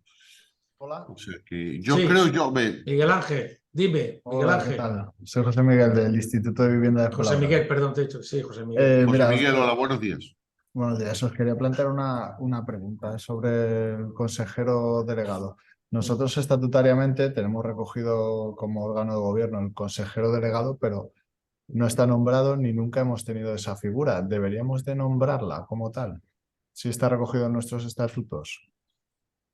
No tiene Vamos Tenerla a por qué, ver, junto. Miguel, no tiene, desde mi punto de vista, vamos. yo entiendo que no, que los Si tenéis estatutos, gerente, tendréis gerente, entiendo, vamos. Es mi caso, yo soy gerente. pero José Miguel, es que vamos a ver, los estatutos muchas veces establecen un máximo, igual que tienes un objeto social, no tienes Claro, obligación de cumplirlo todo. Lo que se suele prever cosas en los estatutos para que luego no tengas problemas si lo haces, eso ¿ves? es, claro. Y además hay una cosa fundamental, y es que tanto el objeto social como los estatutos establecen las reglas del juego, pero lo que no establezcan, también muchas veces, si no lo prohíben los estatutos, te puedes ir a la normativa mercantil, que es supletoria. Ok. Entonces, Queda entendido. obligatorio No hace no. falta, José Miguel. Siempre que haya un gerente que tenga facultades, eso sí, claro. De todas Sí, las sí, es el maneras, caso. José Miguel, ¿Es el caso? Pues entonces nada. pero José Miguel, ¿a ti te dicen que es obligatorio constituir los estatutos? No lo pone, simplemente Entonces, marca los órganos de gobierno de la entidad y uno de ellos es el Nada, consejero José delegado, pero no Miguel. está mientras nombrado. tengas un superior deliberante, un ejecutivo colectivo y el gerente que esté funcionando, Tú rindes cuenta al Consejo de Administración y a la Junta General en todo caso, ya está. Ok. Pero fundamentalmente al Consejo de Administración. Y ya que os tengo aquí, os quería plantear otra cuestión, porque a ver, a nosotros el ayuntamiento nos ha obligado, en cierto modo, a realizar encargos a medio propio, porque antes se hacía todo mediante una gestión directa, una subvención directa que nos otorgaba el ayuntamiento, pero de hace ya unos años a esta parte, sí, porque el como no secretario tenemos... dirá que es la única forma de relacionarse, pero eso es un error. Exactamente, y yo entro en bucle porque ya he asistido a muchas ponencias vuestras y yo se lo expreso como tal, pero ellos insisten en que como nosotros somos una empresa, debemos de facturar de algún modo, porque nosotros no tenemos una facturación pues, ni a clientes, ni a terceros, ni estamos cobrando alquileres en este momento, ni José nada por el Miguel, estilo. eso te lo explicará bien Juan Manuel, pero Juan también Manuel, ¿no? te voy a decir una cosa. Aquí en Valencia dice que esté ve que no es meneche. Es decir, si vosotros estáis así y estáis funcionando y si con ese régimen no os complica demasiado la vida y tenéis claro con el secretario y con el interventor, yo tampoco me volvería loco. Vamos, yo ni loco, ¿eh? ¿Sabes lo que te digo? Ujú. Sí, que bueno, que si nos funciona, que Si esto no... funciona, pero con la norma en la mano, si es que además está clarísimo. Una cosa es potestad de otra organización. Bien es verdad que de la otra manera tú no estás sometido a tarifas, tú te recibes puedes recibir hasta adelantos, puedes hacer muchas cosas. Eso Juan Manuel lo explicará.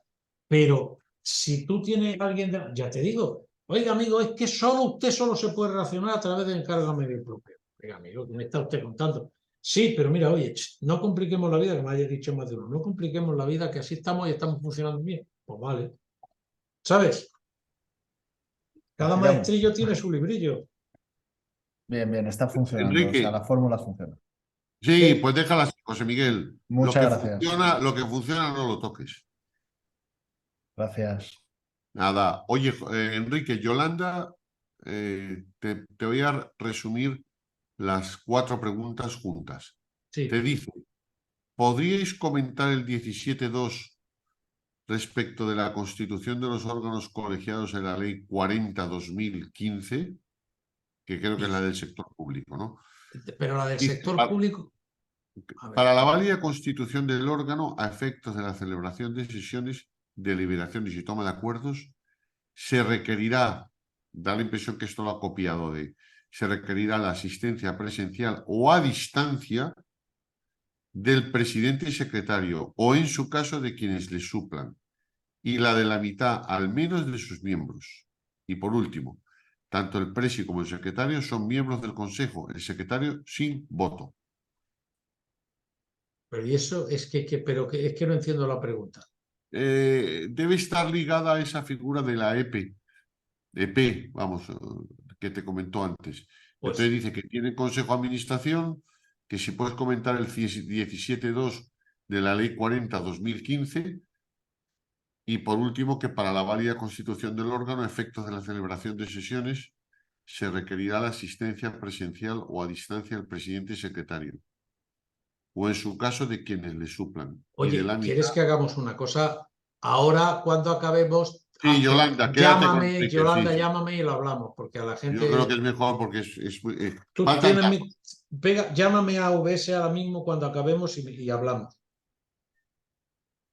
Vale, pues oye, si no hay nada más, yo creo que no queda ninguna pregunta, Ana, no queda nada. Dar las gracias a todos Pero, y perdona un momento, Fernando. Eva Bataller en el chat estaba sí. planteando también si al ser el gerente un cargo de confianza, si hay un Sí, cambio. Eva Bataller, sí. Sí, Al ser un Sí. cargo de confianza ante un cambio de consejo, ¿debería ser reconocido por ese nuevo consejo de alguna manera? No, no necesariamente. Jurídicamente no. No, Otra cosa es que políticamente sea elegante. Pero no. No. Mientras no se revoque el poder, Eva, mientras no se revoque ese poder es válido. Y su nombramiento es válido. Válido. Sin duda, ¿eh? Sí, sí. De hecho, Pues yo creo, Ana, que ahora sí hay que no hay. continuidad. ¿Hay algo más? Cualquier cosa, Eva, que tengas de esto, me llamas en directo, que te den a mi teléfono. Bueno, está en el grupo y cualquier duda de estas que tengas del mercantil y demás, me llamas y lo hablamos. Sí, sí. Pues ninguna pregunta más, ¿no? Ninguna. Nada, pues muy bien. Pues oye, muchas gracias a todos. Gracias, Enrique, Ana, Eva, José Miguel. Y quedamos emplazados para el próximo martes. Quiero recordar, Ana, confírmamelo, porque yo creo que tenéis fiesta el lunes 9 No, en Valencia. es el 10. La siguiente convocatoria es para el Claro, día eso 10, es, que es martes, 10. justo, sí, correcto, sí. El martes a las 12:30 con Pérez Sí, Mira, con sí. los temas financieros Sí. del programa general. Si Dios quiere, aquí Oye, estaremos. muchas gracias a todos y yo no sé si hay algo más. Pues si no, damos por concluida la sesión. Siendo Venga. las 3:25 ya del día 4 de... 5 minutos nos hemos ido, ¿eh? No, pero muy bien, estaba muy completo. Muy bien, Enrique. Bueno, recibiréis toda la documentación, además se pondrá en un sitio para que la tengáis, no os preocupéis, ¿vale? Y cualquiera Fenomenal. que surja algún problema, nos tenéis aquí, tanto a Fernando como a mí como a Eva. Sí, sí, sí. Lo que necesitéis, aquí estamos en AOS, ¿vale? Bueno, pues Venga, muchas gracias a todos, ¿eh? hasta luego Hasta a todos. luego.